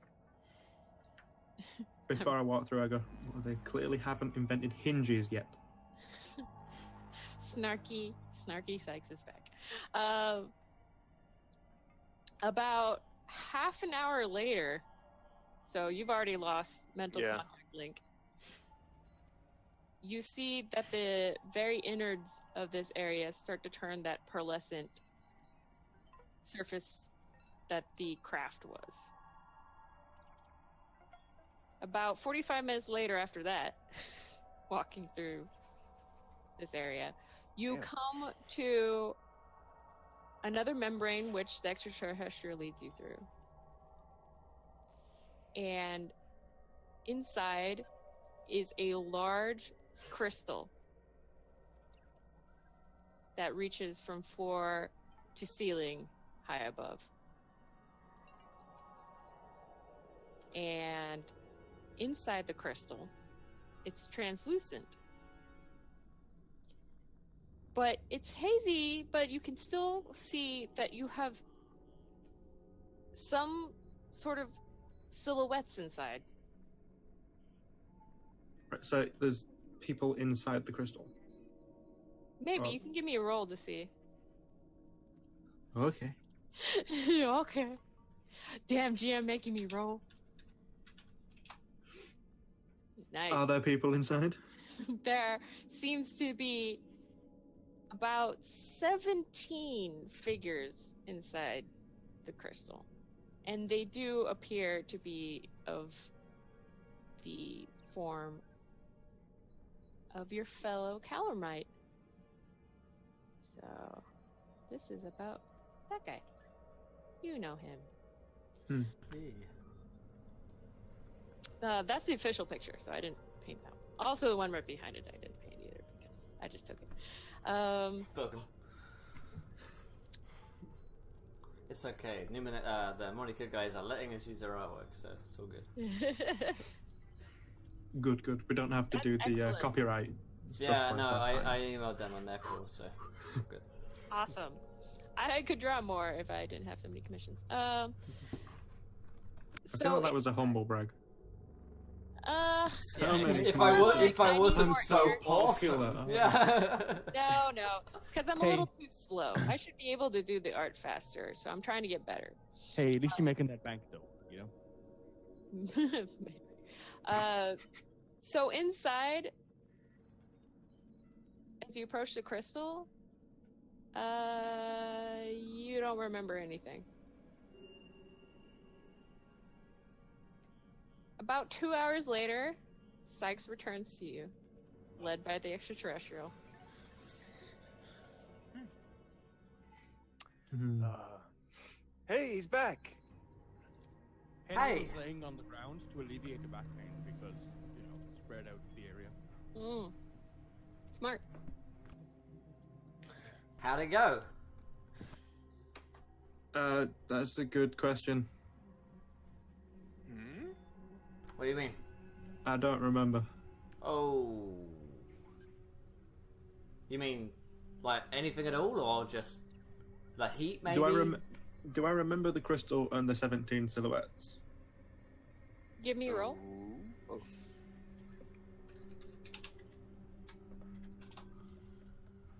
Do I? You do remember that part.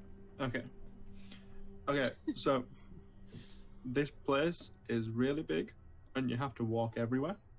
Oh, man. And eventually, there was this huge crystal with 17 of those guys. If he's still there, I just point and don't even acknowledge. It's like 17 of those guys inside a crystal, because that seems totally normal. And that's about it. I Ah. want to scan him in case there's something else inside. Sykes, like, I imagine that Sykes has had experience where Sykes drank too much and not been able to remember what he's done the next morning. But this Oh, you seems a don't little suspect bit. anything? Mm-hmm. For a mere scan, you can tell that there's nothing new inside of him. No. He's still the same tier 1 human thing. I don't know. You said something lovable else inside of lug. him. Never Okay, really scanned him before. yeah, that's true. It's like, ew, gross. I'm gonna Faust is going to go over to Lev and when he transforms shape, does he recall the events that he witnessed while he was in this alternate form? Yeah, I think it does.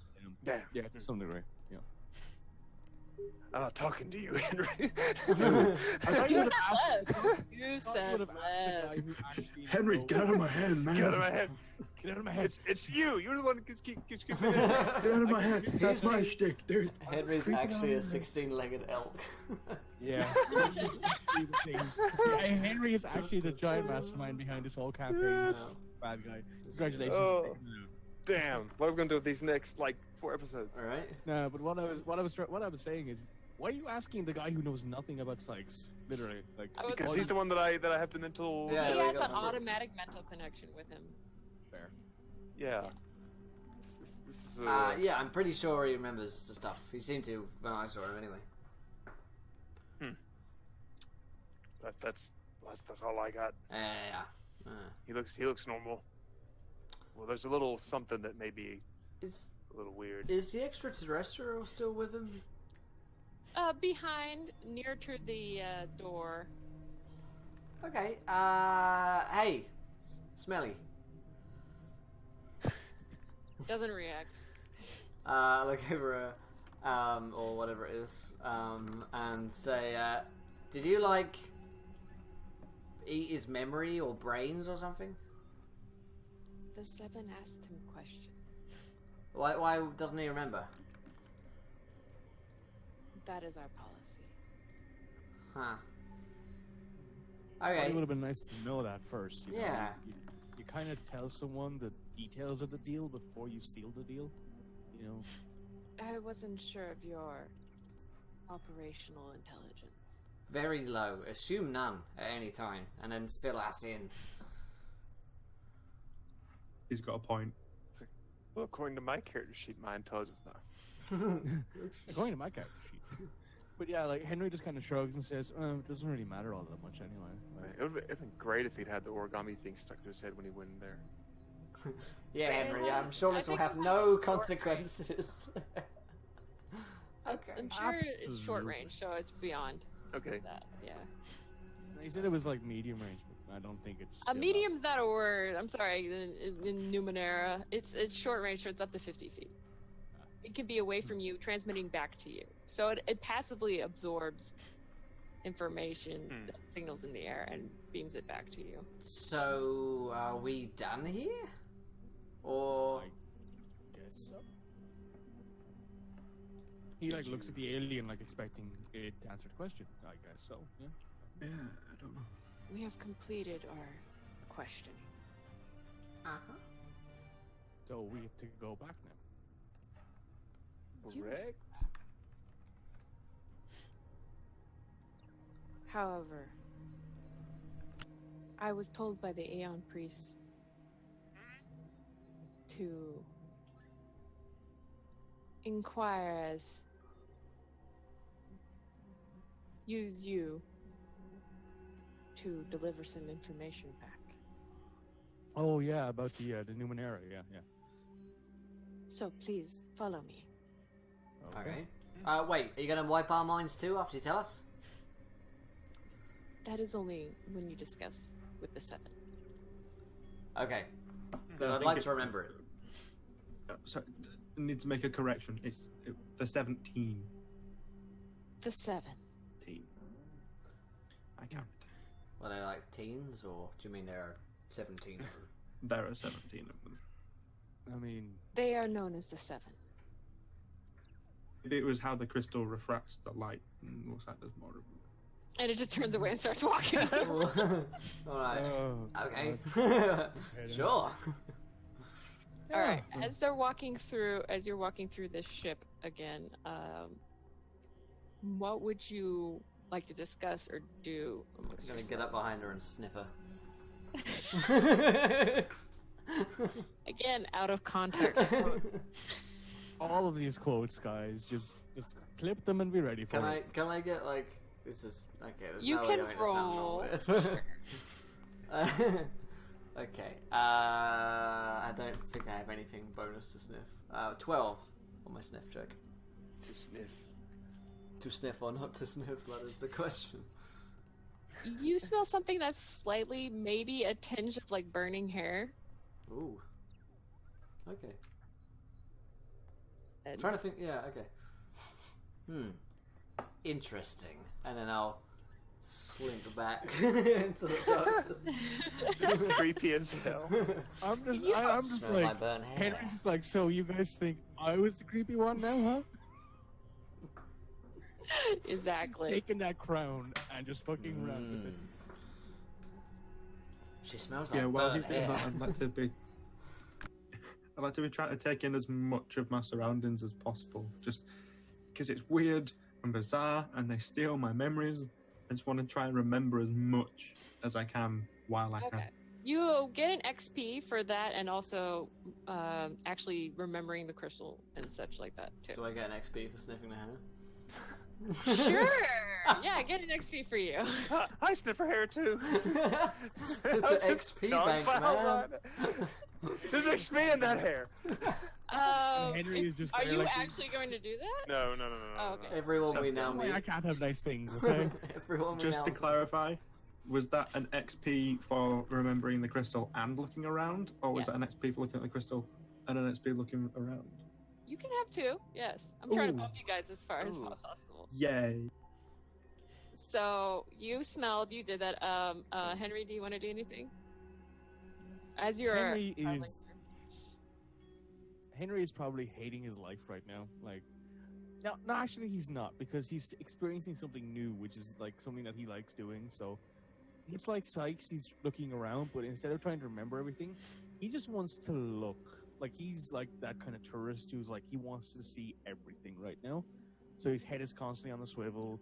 Like, he's walking. He doesn't stop. Like, but he obviously is trying to get as much information about things as possible here. okay. So GM intrusion for you, Henry. Okay. So 2 XP. Give 1 to someone else. I will give 1 to Rem. Yay. As you are walking, and the drones are passing by you. You have not yet seen another one of these Calormites. It's just been the one you've seen there. Sykes maybe saw some. It was hazy. However, you do see some lit panels as you pass that seem to be streaming some information.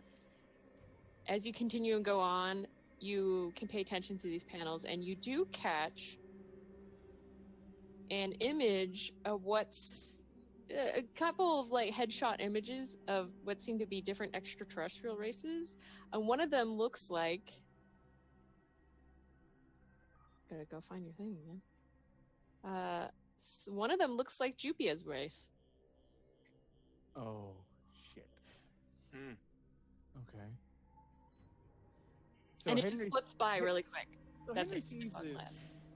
and Sykes will immediately notice he's grabbed his metallic arm directly over that rose design, and it's just sort of like he's gone into like a 1,000-yard stare sort of mode, like he's experiencing something all over again in his head, and he's walking like he looks like he's just normal, but Sykes would know this the minute he sees it. So Henry is like reliving the worst moment of his life in his head right now. As you relive it, how are you? Tell me what happened as you're reliving it. So Nobody else will know, but I'll know. Yeah. Henry and his girlfriend at the time, Jupia, were exploring.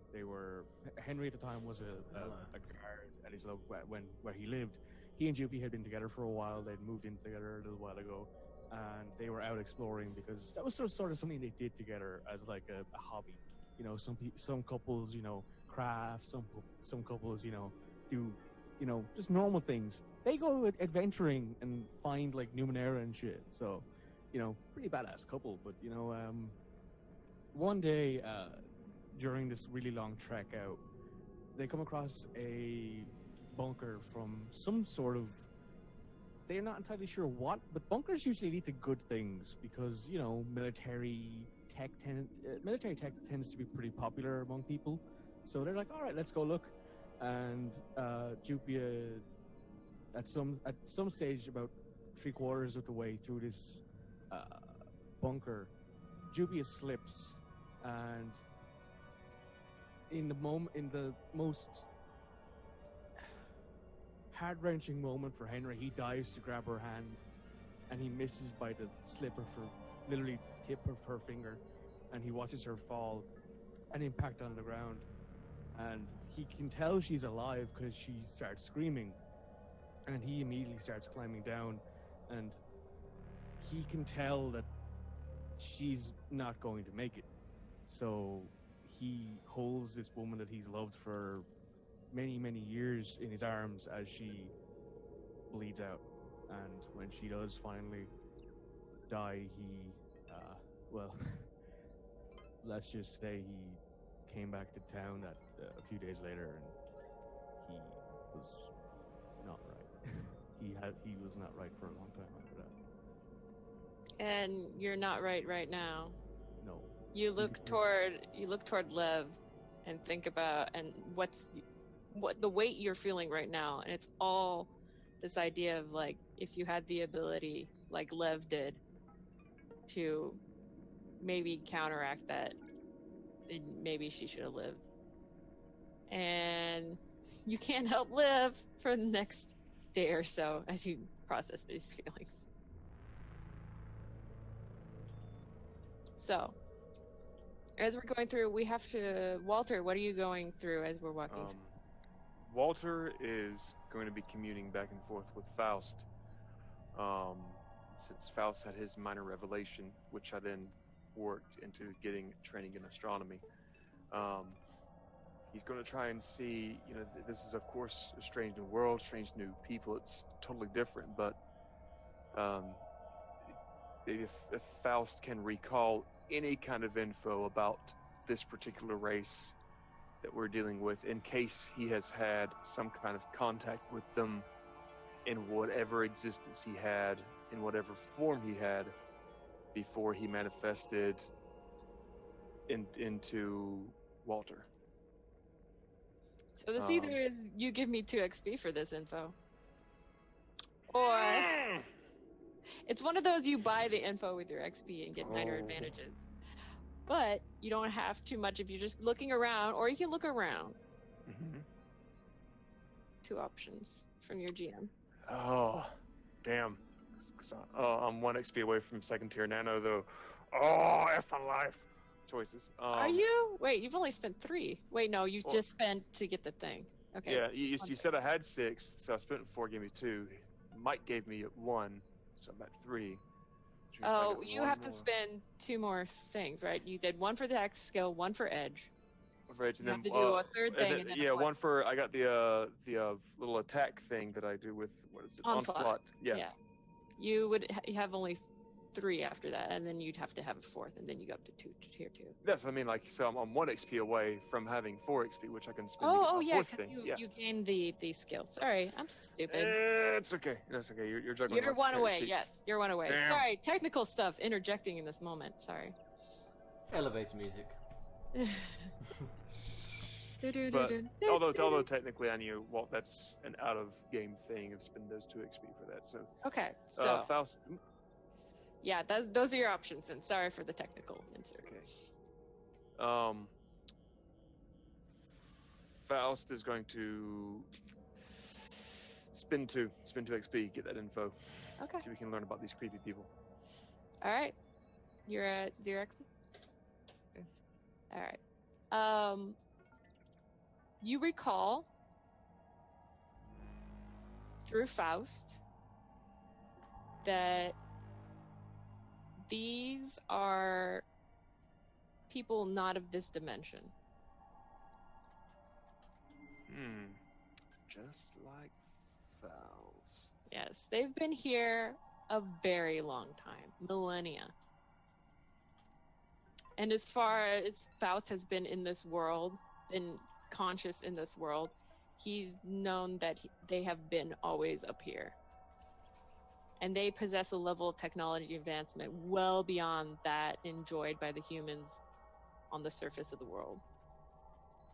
They're completely and fully conversant with a variety of different technologies, Numenera specifically. And although they are superior, they're very aloof. And most of their population on Calram sleep away their life in stasis and awake every once in a while, but only a few awake every once in a while. Ooh, that's why there were 17 crystals and 7 on the council, maybe. Okay. What also you glean from it is that they have very little contact with those on the world. If they do, it's by bringing them up here, and then some of them go back, some of them don't. Those that they take. Okay. And the Calram people, they're obviously not part of this dimension, but it seems like they have a purpose here. It seems like they're searching for something. Oh boy. Yeah. So, okay. I am going to, Hey, Lev. Yeah. Turns out I know quite a good bit about these folks. They're definitely not from around here, and when I say they're not from around here, I mean as in where I might be from. As in not from this dimension completely. They're so technologically advanced that they are just pretty much bored and sleep all the time. Best way I can explain it to you. There's nothing for them to do. So to take an interest in one of us means we're really toting something that is interesting to them. I mean, you know, why else would they be interested in us? Yeah. Also, they apparently spend it when they sleep. I don't mean crawl into a bed.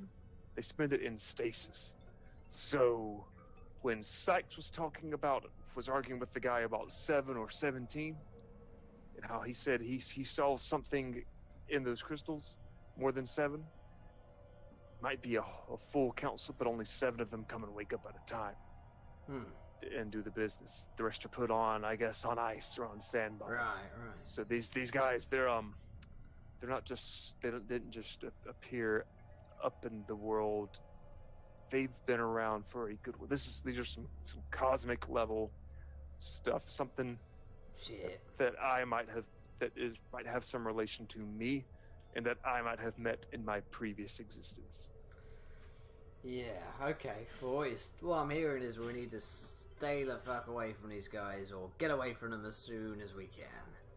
I think we need to get out as fast as we can, because sometimes not everyone gets away. Well, I guess we can, we'll see what's going on here, and then we'll make our getaway. Do you think you could fly the egg if you needed to? Well, there's only one way to really find out. That's if you, put me in there yourself. I might be familiar with it. I have to really sit down and figure it out. I mean, we're way out of the atmosphere, so we're going to have to get directed back there somehow.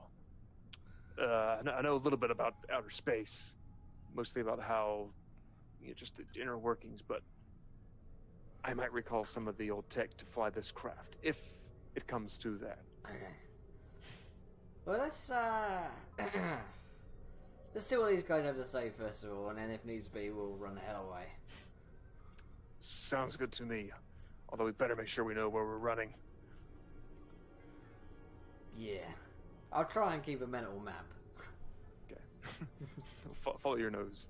Yes. That way. We leave little bits, like pull off some of the hair off of the cheese. Cloak on Sykes and leave it back. Trail of breadcrumbs. I'm sorry. You're touching my hair? My hair? I bet we get a lot of XP for sniffing his hair. Oh yeah. Okay, so you're leaving a little Hansel and Gretel trail behind you of Sykes' hair from his cloak, his cloak of hides. Okay. Not the creepiest thing that's happened in this game. No, it isn't. It's by far the most tame. The baby ship. The baby ship probably will take my all-time favorite. Yeah. I'm probably going to inject it into every Numenera campaign from here on. Ship. God. And so... Okay. A brief so message from our sponsors at L'Oreal. Yes, Jamie with his hair flick. So gorgeous. You continue on, and it seems about an hour or so, you come to a room that has many different displays, and surfaces that are basically smooth to you, but the extraterrestrial walks up to them and starts dabbling on them with the tiny little creepy fingers, pink fingers that it has. And above you, the displays change to different images. And what you can see is a dot that seems to represent the world and many lines coming out of it. And it tells you, this is what the world should look like. And at the moment, changes the image, and it looks like the lines that are spewing out from it have been erratically disturbed. And there is a large, actually it's a very pinpoint area where all the lines seem to now be converging into. So the lines seem to be going in the same direction. Yes, into a pinpoint. You can't see it compared to how big the world is. Can my training in astronomy be used at all to glean more information out of this? From what you could tell, this is close by the Earth. It seems to be... 1 second. Okay.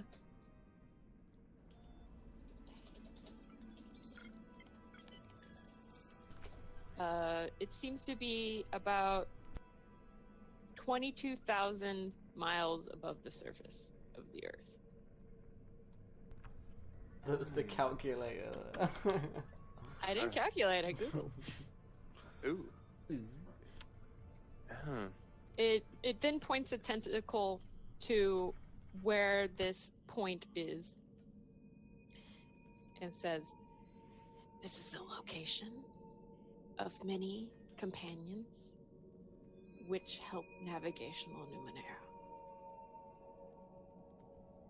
By companions, you mean... It's the term your Aeon priests use. Oh, yeah. So... Walter's actually heard this before. Yeah, so... He doesn't remember because he didn't take notes. I do take notes, I forgot to save them, and it's been 2 weeks. Shit. Where's the replay on YouTube? No. Yeah, look at my data pad here. Yeah, data pad. I look over to the left. Companion. And it looks at it sees your like stress on your face. I do have notes. They were here in the book. Okay. Maybe. They look scribbled as all hell. They are. Vargellen is an alien, it's a visitant, and it's the royal astronomer. The woman is the attendant. Slip goops. That's what it is. It's just words written randomly all over. I got big dude, bobblehead, lady helping him, and that's all circled, pointing to delightfully. That was her name, right? That was someone's name. That was the name of the one with the hands. Assistant Astromancer, yes. Yeah, for a lattice hands lady. If anyone's watching this back to back on YouTube, it has been a week or more. I'd like to think that Rem's notes it's all sporadic there, but then when it came to Lev having another child, it's very detailed. It's like, I need to know everything. So, from what the companions, the extraterrestrial sees your anxiety, or how you're just sitting there gape-jawed and not responding, and says, the companions, they attend the world. That's right. Yes, they do attend the world. They're not the guys with the big heads. They fly above it. Oh, There are okay. thousands and thousands of them. And they're all... He points. They're over Some there. of them were there. Some of them were closer in. But apparently these companions have been. It's them though. It's their fault, correct? Is that what we're figuring out? Something has disturbed them there, and that's where this is a graph of the plasma surrounding the world and where it is going. Oh, okay. So, are we about to go? And I point to see what all this is. Because I know where we're from, we're mad because the Numenera won't let the ships leave. But if this is happening way out here, then it's probably affecting more than our little port. I'm guessing. It's also moving inward. Oh, that doesn't sound like it's going to end well. Walter's going to just kind of sit there and think. Faust is going to think a little bit as well. So, do the companions ever come to Earth? Some of them get tired and fall. Are companions living creatures? Not many. See, so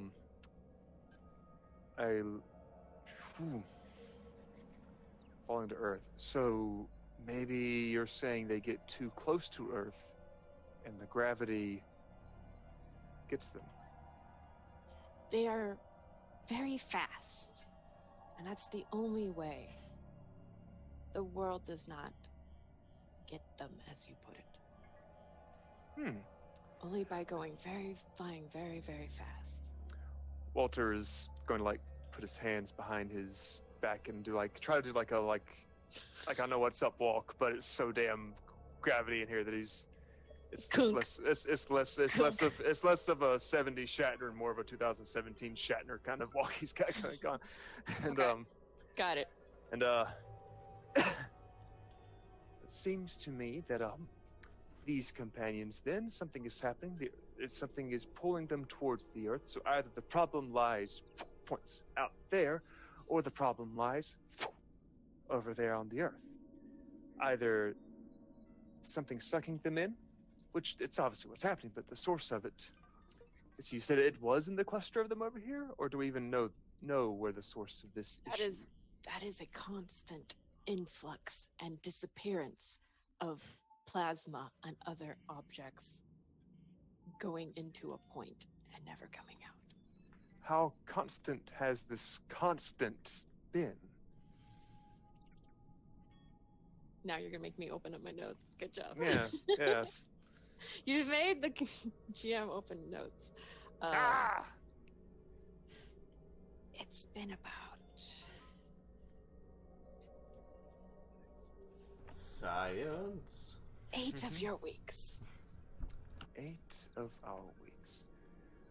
So the our Numenera didn't go defunct until maybe just a few days ago. But like you said, it's pulling them in, so it's bringing in more, I'm guessing. So it's reached a type of critical mass or approached the Earth close enough to where it's finally affecting us. And Walter's just getting the latter is what is true. Okay, yes, exactly. Just like I said, I knew it. Walter says, just he's if you've ever dealt with a little kid who's a know-it-all, you know exactly what's going on. Mm-hmm. And so this is, you have a ship. Why have we not checked it out? I mean, you clearly will go through the trouble of grabbing our friend here, and I go to pat him on the shoulder, but it's probably more on the hip. It's the hip. That's as far. That's the highest. You can get. What does it smell like? You seem to be so concerned. I'm trying to make a point. Just go with it. The kid's being weird. So you seem so concerned with just a regular human who's maybe a little different, just a little. Why aren't you so concerned enough to go over here and figure out what's up with this? You have the means to go there. We are concerned about And it seems like he The stops police. from saying something and says,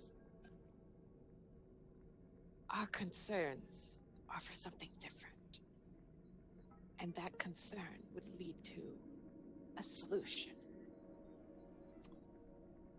A solution to the greater problem at hand? Or a problem that you're dealing with that has no concern with us? Both. Hmm. However, this is an unexpected issue, even for us. And with its behavior, we have been concerned in that it might grow, considering its power. Well, my personal companions seem to know, they know that putting out a small fire with a little bit of water is much easier than putting out a giant fire, even if you have a lot of water, just from the logistics standpoint. So, let's both maybe hop onto the same page and figure out what's wrong, because we're businessmen. And I point to all of them. We can't sell Numenera if Numenera doesn't work. That is true. This object, if it is an object, would disrupt not all, but many, many other Numenera, even beyond those that which navigates, if it continues the way it is. And how about I sweeten this deal a little bit more then? You seem to have an interest in odd humans. So, and I want to try and link with them telepathically. They have to be willing. Okay. Oh, damn. They are not willing. Look at that. You see, Otter's doing Whenever this. you try something psychically, it looks like you're about to poop. He probably does a little bit. Yeah. Maybe we should have a code word for when it's like, guys, I want to talk to you. I say this. It's like, that means I'm going to talk to you into your head. Future reference. What is it in Team America when he says do the signal and it's like this? It's me. It's me. I think he's saying, kiss me. Kiss me. That bastard.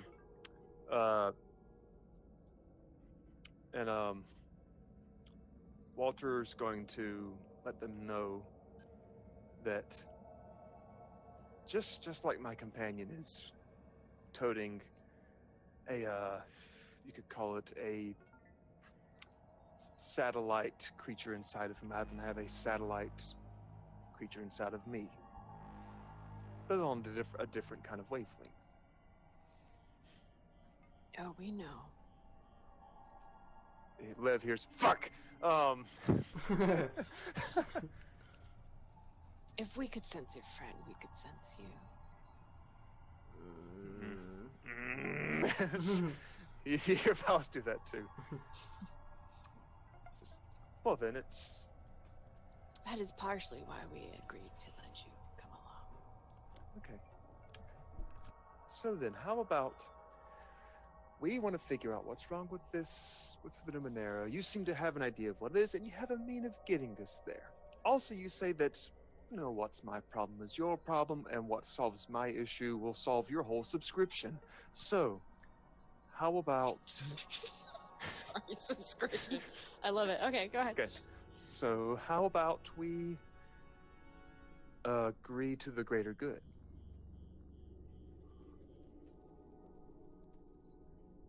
And it thinks a really long time, to the point where you think that the extraterrestrial has just stopped working. And it gets a like hazy look in those cold, completely black eyes. And if you weren't quite like sure about it, but like it's listening to something, and it turns back. Oh, am I familiar with this sit and listen face? Like Lev. You do it a lot. We both stare, and I'm When like, Faust Lev, is talking. yeah, like, Lev, I think he's doing what I'm doing to you right now. I think they're both, yeah, he's talking to somebody. We're both doing the face. The kid's doing the face. He's doing the face. I was just like gurning. Then there's just me and Henry Yeah, looking at everyone doing the face. You don't know it, Leffy. You're doing the face too.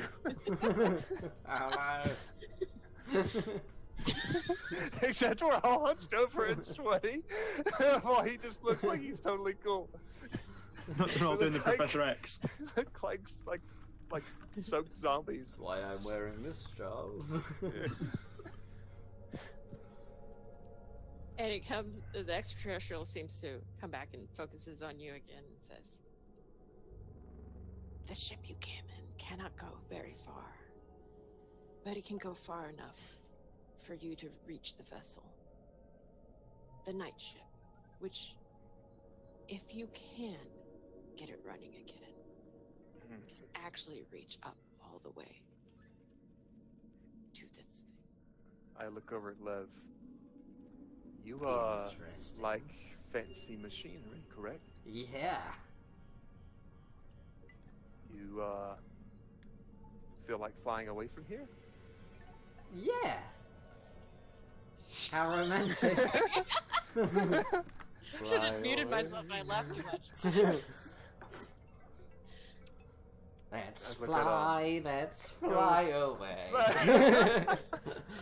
Come with us now on a journey through time and space.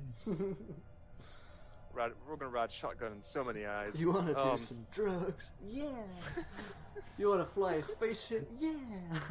I am the moon.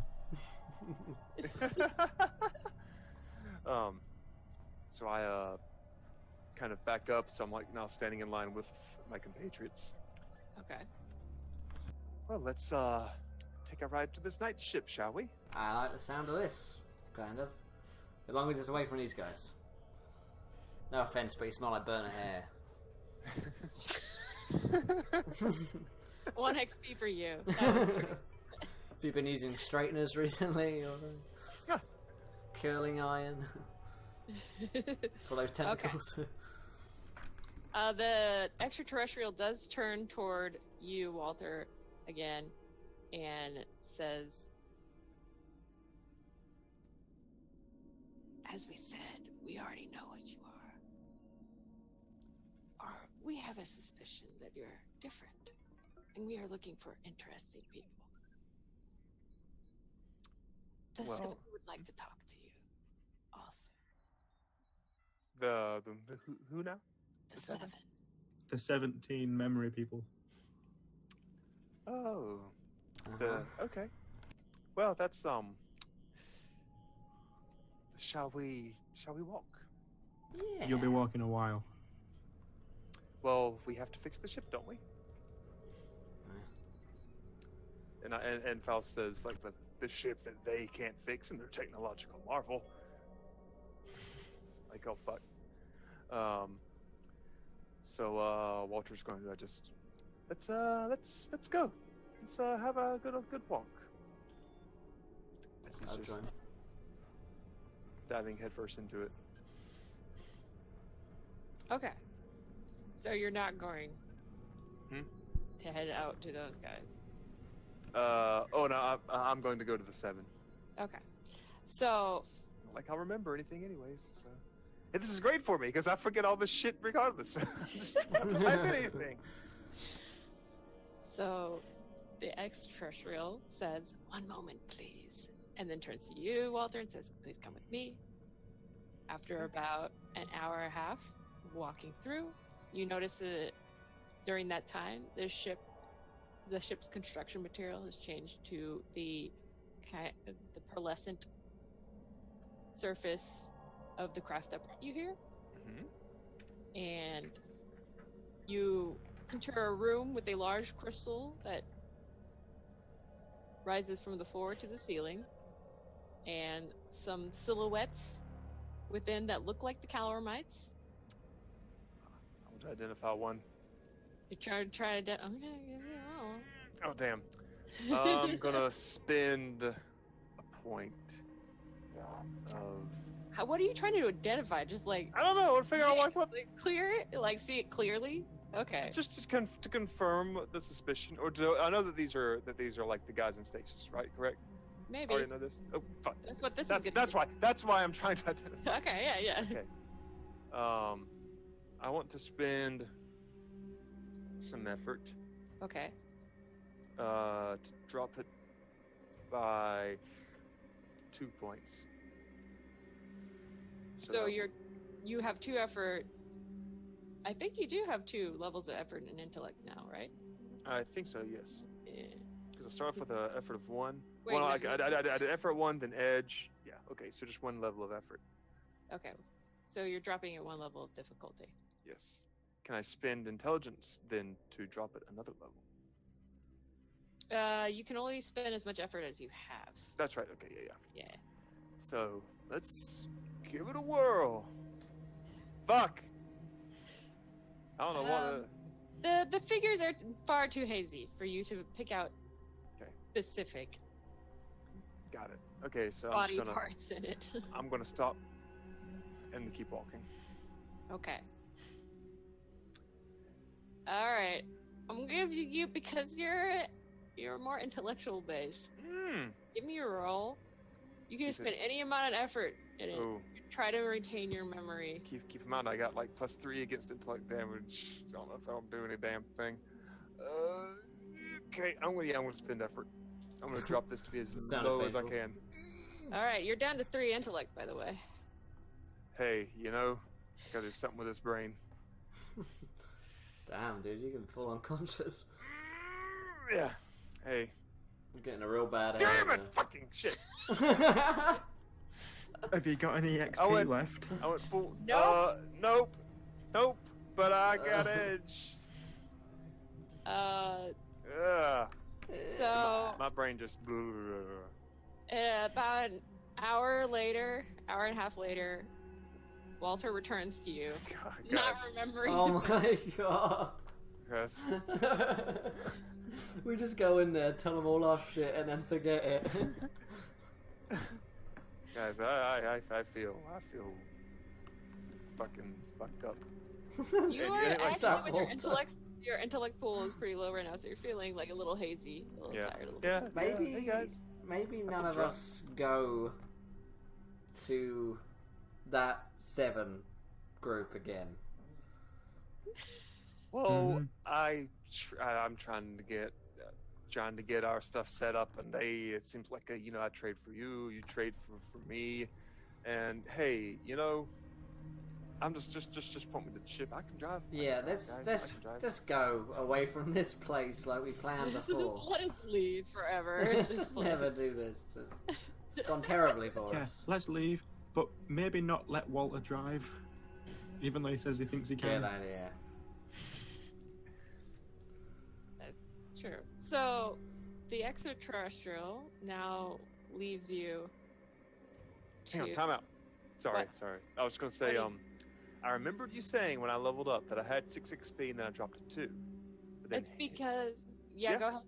but then Mike gave one to me, so I should be at You 3. do have So a I reroll. do have. Yeah. Is Is it gonna be worth it? you gonna do it? Sure. Man, yeah. you're gonna Sure. be Let's do it. So triggered. Let's do it. This is. Oh, if it's another Alright. damn 3.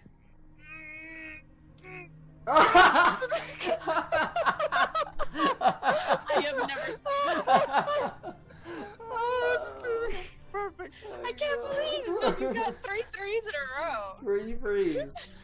Holy fucking shit. Fuck. Wow. You tried so Oh. hard. Oh, When God. you try your best, but you don't succeed. It's good enough. It's not working. It really isn't working. Okay, We're so fuck. tired that it's just not going to work. Oh, God. Wow. Of course. Has anybody's rerolls actually worked? It's just another chance like everything else in life, So it may not work. Okay, so are we moving on with that? I'd like to go have a conversation with the 7, actually, Jupiter. If that's You okay. want to have a conversation No. with the 7? Yeah, Okay. I think I left my keys in there. Yeah, so- sorry, guys. Oh, scary. Okay.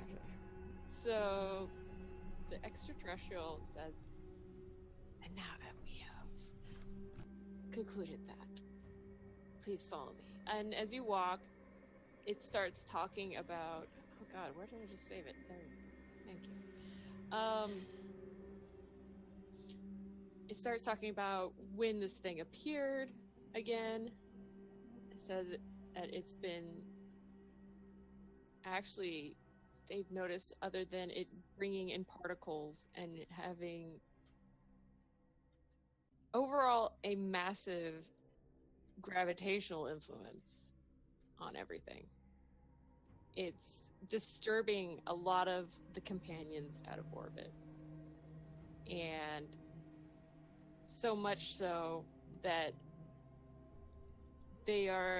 that's why they agreed to send down an embassy to the Aeon Priests, because the Aeon Priests were asking them for assistance. And overall, it is such a problem that they decided to break their overall silence and general aloofness to actually try to work with some people downstairs. So, you reach a room like what you see any other, and as it points to the wall, it says, "We are back toward the craft again. Please step through." Okay. You're gonna load yourselves onto the craft. Walter's going to just waddle in there. Mhm. Okay, waddle in there. Waddling Walter. The extraterrestrial also walks in through with you. Immediately, the gravity goes away. Love, you are further saddened to tears. I feel great, by the way, now, because I'm not getting... Yeah. I feel sad, man. Yeah, you're dead. Everybody else feels a little rested. The extraterrestrial moves in, moves its tentacles back, taps the door, seats itself, and again, the tentacles move out to touch invisible controls on the wall. And you feel a sudden acceleration away. The portholes show you moving away from the Kalram ship.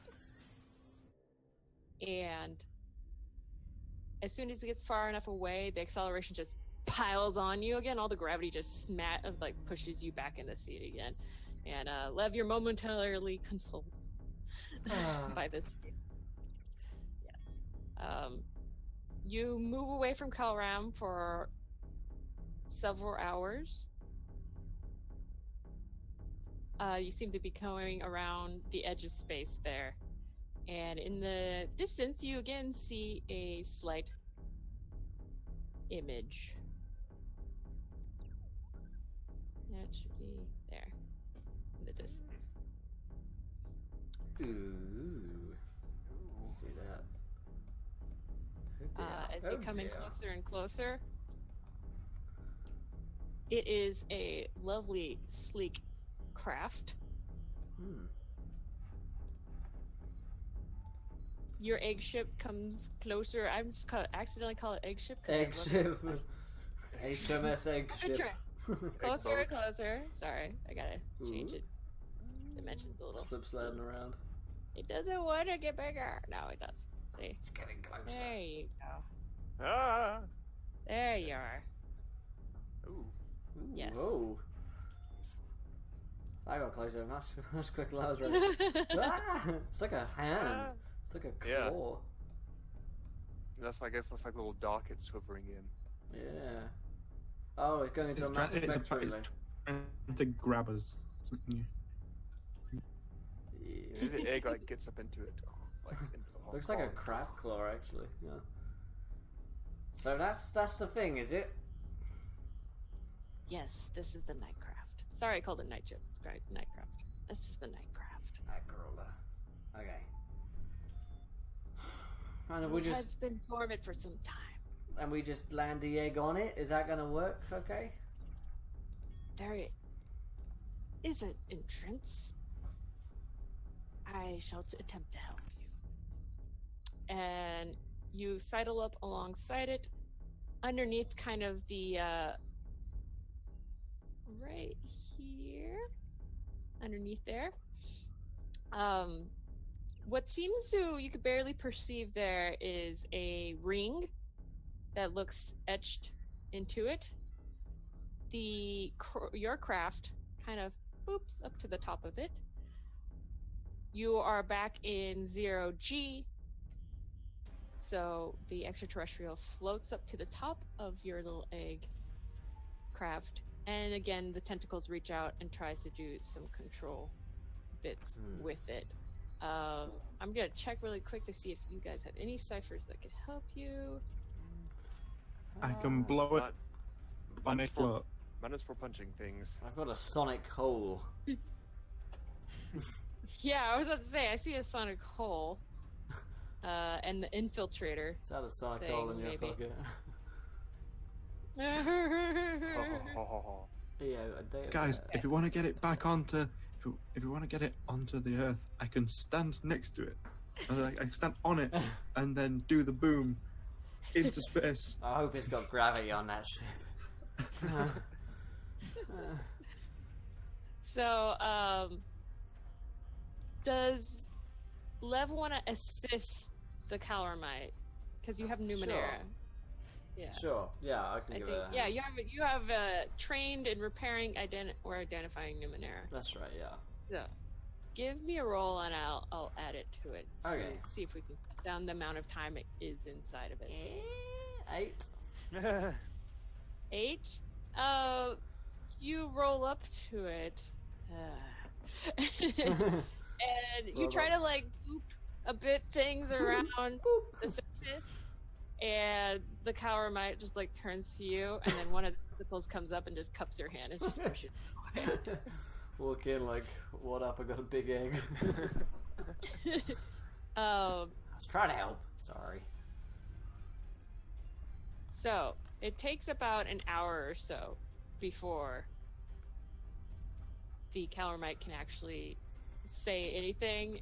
And after, do you want to do any rest rolls in the meantime? Because I know some of you are. I would like to get any kind of intelligence back that I could possibly get. Okay, so it's a D6. For Yeah, how if it's an do- hour, you can roll 3 times D6. I'm gonna say because I've used 2 recovery rolls, but Yeah. I don't know when I get those. You also back. have all those health things because you do have to either take a day after that to rest. Right. Yeah. So you can roll 3d6. You said. You can roll 3d6 because it's an Okay. action, 10 minutes. and then an hour. So and since then it 10 takes hours. an hour for him to open up the door. Yeah, I'm gonna just put me in a corner and let me get Faust back. Okay. Well, if Lost that's the without him. case, I might throw in that the hour one as well, just to top things up. Hey, Because I've done the other 2 already. I'm fine, actually. I'm looking good. So since I've already done the first 2, would that just be a 1d6 for me? That would be resting the whole entire day. You need a whole day of rest. For the 1 hour one? Oh yeah, you haven't taken it. Yeah, go ahead. Yeah, Yeah. you do the 1D. So you get all your intellect back. I'm smart Walter. again. I You don't feel have more rested. Dane damage. You feel rested. You get 4 back for you. I'm gonna go to your page. Where do you want to put that in? Speed or might? You're at 12 might, 7 speed. Can I distribute, or does it all have to go in the you same can place? distribute. Yeah, that's fine. 2 in each, Okay. just to even things out a bit. Okay. All right. So, after an hour passes, the extraterrestrial looks down at you and says, "I believe we have an entrance." Good. And he Good. does a few more taps. He says, "Please just pass through upwards." Okay. Okay. Totally not trusting Yeah. this. Through the membrane. Insane in the membrane. Insane in the brain. I'm like squatting. Shoot up. Okay. Henry's game. During, I guess Henry is going to pack away his white glass rose that he was holding this whole time.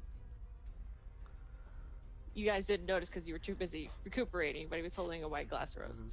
Mm-hmm. He packs it away.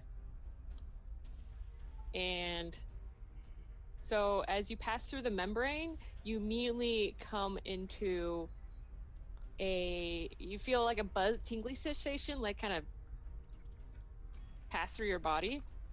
And you pop up into a completely dark space. I take But out you one of can my breathe. little. I've got 2 minor glow globes, Yes. and I'm going to, and so that they give off some light. Okay. So you pass them off into the 0G, and they float away with your acceleration you've given them. And they slightly ping off the side of a dark blue hole, and then pass back toward you. Okay. So I'm gonna just grab one and just hold it out then. So we have Okay. a general, and I'm gonna give the other one to I'll say to Henry. Okay. Here, put this in one of your sockets, you know. Plug it in somewhere. Plug it in, and so we can at least see what's going on around us. Okay. So as you all appear, the extraterrestrial also appears and says, "Again, this vessel has been dormant for some time. I can assist you a little bit if we can find the control bridge Okay. and the engine." I hold my glow globe out to him. And the creepy little tentacle, like miniature tentacles, like reach out and like clasp around it. The other 4 tentacles are just floating about still. And inside, it's very pitch black. There's nothing coming in. From what you can tell, you're standing nicely on the ground at a comfortable 1G. So from what you can tell from passing off the glow globes, there is one direction that leads down a long corridor, maybe, and the other direction the hull pinces in, so there's a wall nearby on the opposite side.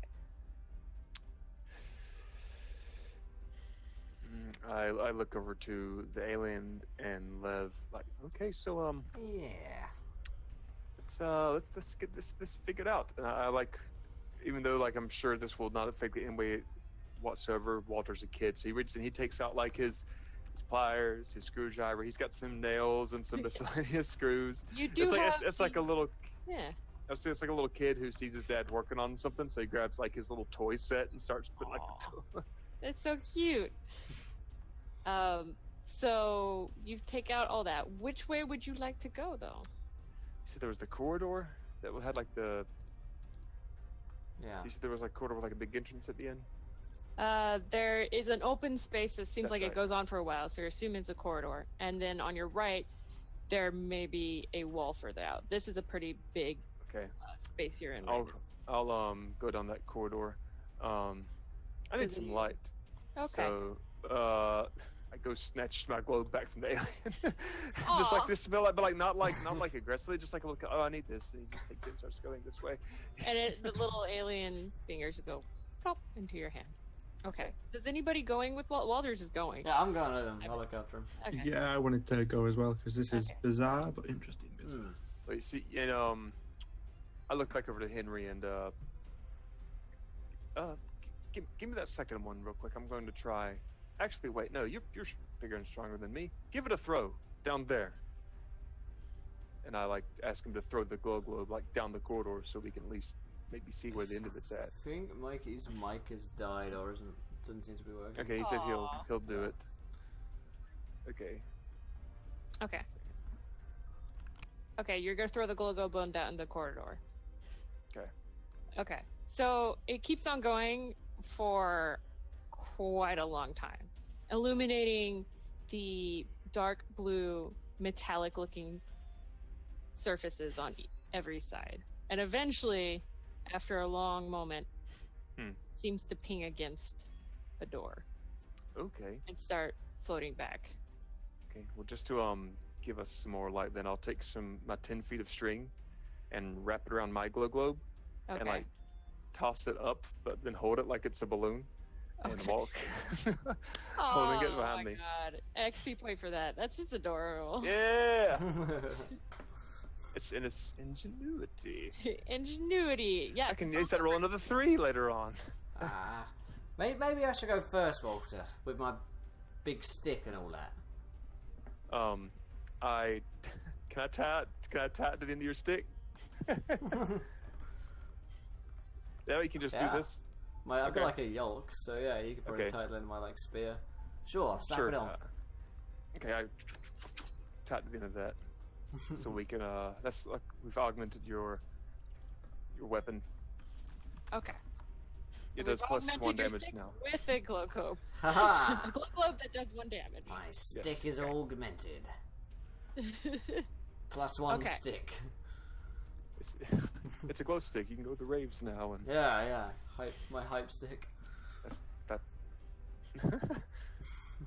Okay, so you go down the corridor. You reach the door at the very end. And what would you like to do? Let's try. Knock on it, Sykes. Give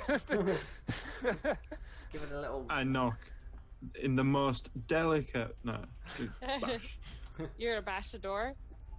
Knock on it. I'm not trying to go through it, but I'm gonna make sure that it's loud.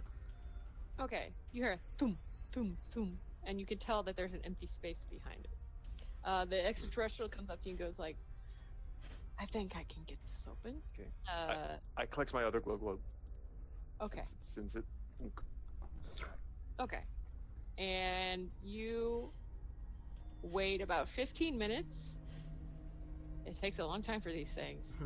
And it opens up, and it's again a dark, empty space. It seems like the air is a little bit more open around you, like it's a little bit bigger. Okay. Well, I will then because I love tinkering around with my random items. I'm gonna take my 3 feet of copper wire, since it's like doesn't have slack like a string does, and wrap the end of that around the glow globe. So I have like a little glow globe on a stick that I can do like so, and just kind of walk in with that. I guess me and Lev can each take a side. Yeah. I'll sweep the right. Yeah, I'll go left. Both walk around, and there is a gently sloping path downwards. You come to the center, and there in the glow globe's light, you can see there are 7 floating synth orbs in the air. 7. So I'm going to scan one. Okay. It is a level 7 device, and you can tell that there is no energy going through it at the moment. I look over at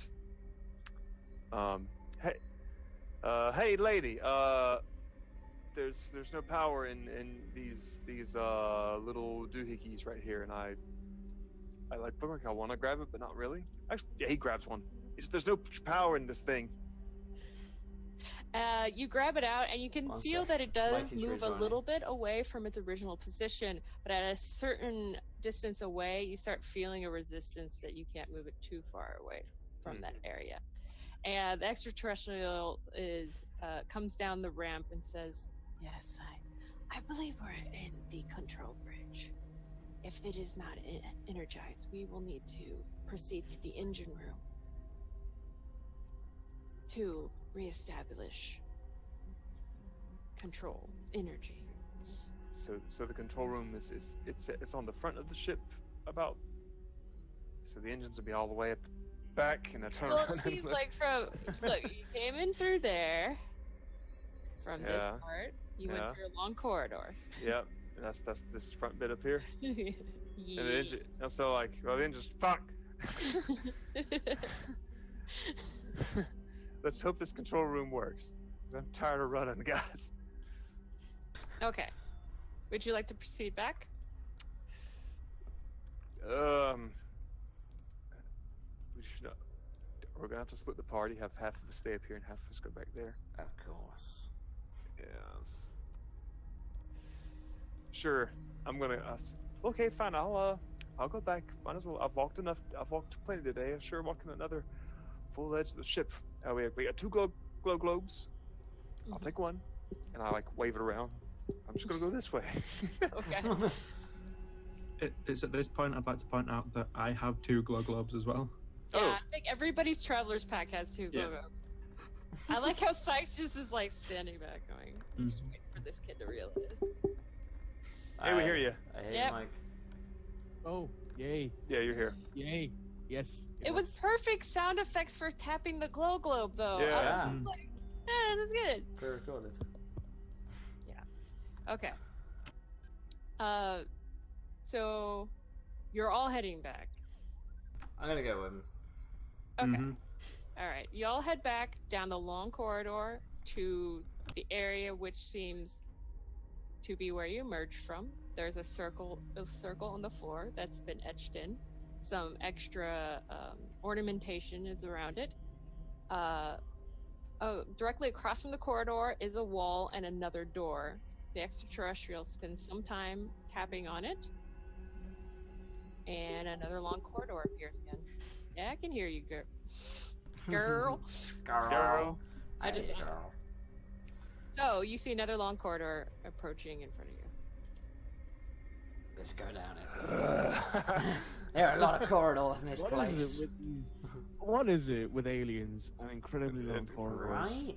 They're not that big either now. I mean, come on. I mean, Yeah, they don't really know how to utilize space. Maybe so- that's why you don't see any fat aliens, because they work out so much. yeah. They're walking. I mean, why build a ship this big?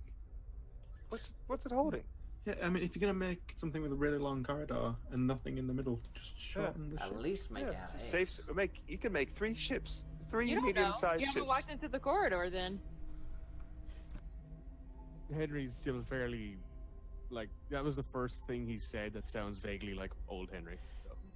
Yeah. Faust Uh, also remembers about these guys that they have really bad engineering ideas.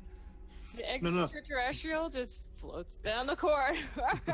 That's No, why. See, got- that's why. No, they've got great engineering, but they're very fanciful in the design. It's like when you build everything in the world, what's there to build but just a bunch of bullshit? Well, it just starts.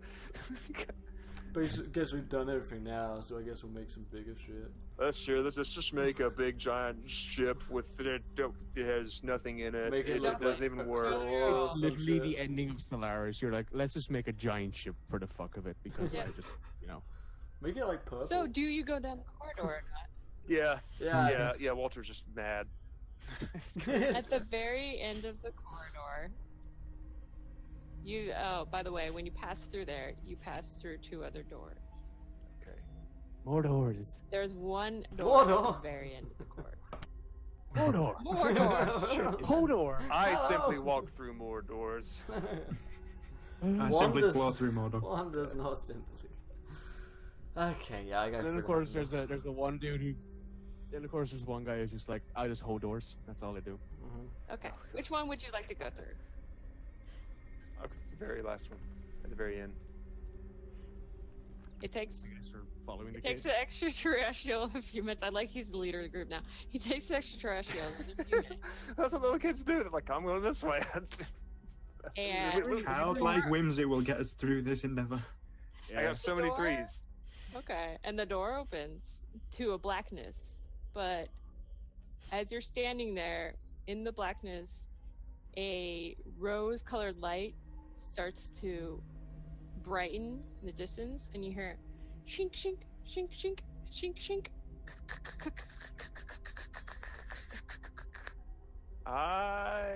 And Sykes, come check this out. that's where we're actually going to end for today. Ah, the tease. Okay. This cliffhanger though. Yeah, another cliffhanger where I might get thrown into the ship. Everything's cliffhanger. Thanks, What Rem. happens? That's the whole point of you, isn't it? Yeah, pretty much. You're like Yeah. the cliffhanger of the I group. mean, Mm-hmm. I like it. I like I'm it. the one hanging on the cliff. Everyone hold on to me. Everyone's watching. Like, We were just in a city made of cliffs, okay? And then we went to a hangar on this ship. It makes perfect sense. And It's all they do is play connected. Cliff Richards, and it's just. So many clips.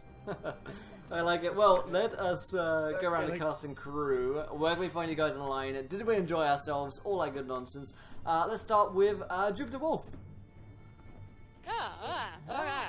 So out of bounds. Okay. Yes, I'm Jupiter Wolf, but you can find me on Twitter and Tumblr as Fluorescent Wolf, like a light bulb, because I do art, and I mostly take commissions for people's D&D characters. So, if you want your character painted, that's me. I had a lot of fun today. I know we're just rushing along, but I really wanted you guys to get into space and get some answers for all the chaos that has been going. So I'm really excited for the next time. Yeah, I love space. I'm also terribly terrified of it. Me So, too. it's Yeah, me too. Fuck space, man. I mean, as a great philosopher once said, we are either alone in the universe or we are not. And both are equally terrifying. Yeah, that's a good quote. Yeah. All Can we right. not skip over the fact that Will just said "fuck spaceman"? Fuck space, man. That's what you're into. You. Will. What I can say? mean, Well, this is Numenera. We can encapsulate space into an entity. we Yeah. could create somebody out of dark energy for you if we do that. We can capture space as an entity and then fuck it. I like it. Yep. I like it. It's Numenera. Hey, that's where the baby boats come from. We don't mess around with that kind of weird shit. You gotta look That's out. canon now. You gotta look out. Oh Jesus! Let's go to universe. Rem yourself. Yeah, what's up, everyone, guys? It's Rim on Twitter. I'm Insomniacs Inc. On Twitch, I'm Insomniacs Inc. You can usually, I've just started painting miniatures, painting little minis for war games and stuff. So I stream me painting. So if you want to see these hands up close, Ooh. because that's Oh, girl. I'm like a magician. It's just like I'm there. Yeah, Mhm. boom. Hey, when I'm gonna learn how to paint these guys with my feet. I'm gonna be in like the Oh, running. when real they money call for right there. donations. Yeah. Oh yeah, 100%, 100%. And other than that, I poke my head around here Friday evenings to play this game, and it's cool. All right. Let's go to Mikey. Hello. Yeah, you can find me on Twitch at Surely Only Mikey. I will stream anything from Mass Effect Andromeda Multiplayer to Persona 5, which I recently started playing. Oh yes, so much fun, such animu, such waifus. It's great. Yeah, I stream just about everything. It depends on my mood. If I'm not working, I'm streaming basically. You know, I'm always busy. You can find me on Twitter at FFTB for the win, with an underscore at the end because Twitter is painful. Yeah, Fantastic. today's been a lot of fun because we got Henry being a charming individual, causing someone to actually blush. First time all season so far, which is it's nice to finally break that ice. Then we had his incredibly dark backstory that would probably break most people. He lives with that every day now, and now we see what he's like when he has to relive it. So Yeah. Henry has his moments, and it's a lot of fun to actually play as him because you tend to flip flop a lot. So Cool. And Jamie. Yeah, today was good. I got abducted by aliens and remembered everything. Yes. Everything. No details spared. All 17 of those details will live on forever. Yeah, today was fun. I mean, at least I didn't have to fail at fighting something again and That's break true. my back again, Yeah. which is always a plus. When I'm supposed to be a fightery type and I'm really great at those encounters. But yeah, I don't have a Twitch myself, unlike these guys, but I do appear on Twitch. Other than here, Mondays I am on my friend Susanna Grace's channel. She does a lot of art streams and video games, and on Mondays we play D&D, where I am the holy hunk Wolfric. He's a pretty cool guy. But other than that, I don't do much. All right. Well, same time next week for more number. I'm looking forward to it. And I'm back on Sunday. Yeah, Sunday's the next time I stream. Day off tomorrow. I'm going on a boat. Ooh. I'm on a boat. Boats. And it's going to be... Go ahead. No, I say it's going to be disgustingly hot in this heat at the moment, but yeah. I also want to drop really quick. If you're near San Francisco in California, the KublaCon is going on this weekend, where you just play board games, RPGs, board games. Pathfinder Society is there. What's the Dungeon Masters version of that? The Adventures? Adventures League. Adventures League, yeah. Like, is there? You can rent out board games that you don't have the money to drop $60 for to like play, and it's amazing if you guys are up in California. I know Fanime's going at the same time, but I'm not such a big Animu fan. I'd rather play board games. Hey, you could just be me and play board games that are about anime. That's true too. Could do Anyways, that. I just That's wanted true. to drop that. Alright, fantastic. Well, yeah, we're back on Sunday, guys. Thanks for watching, and until next time, try not to roll too many nat ones, because we want to be, or freeze in Rem's case, as we want to be laughing when you do. Good night, everybody. Goodbye.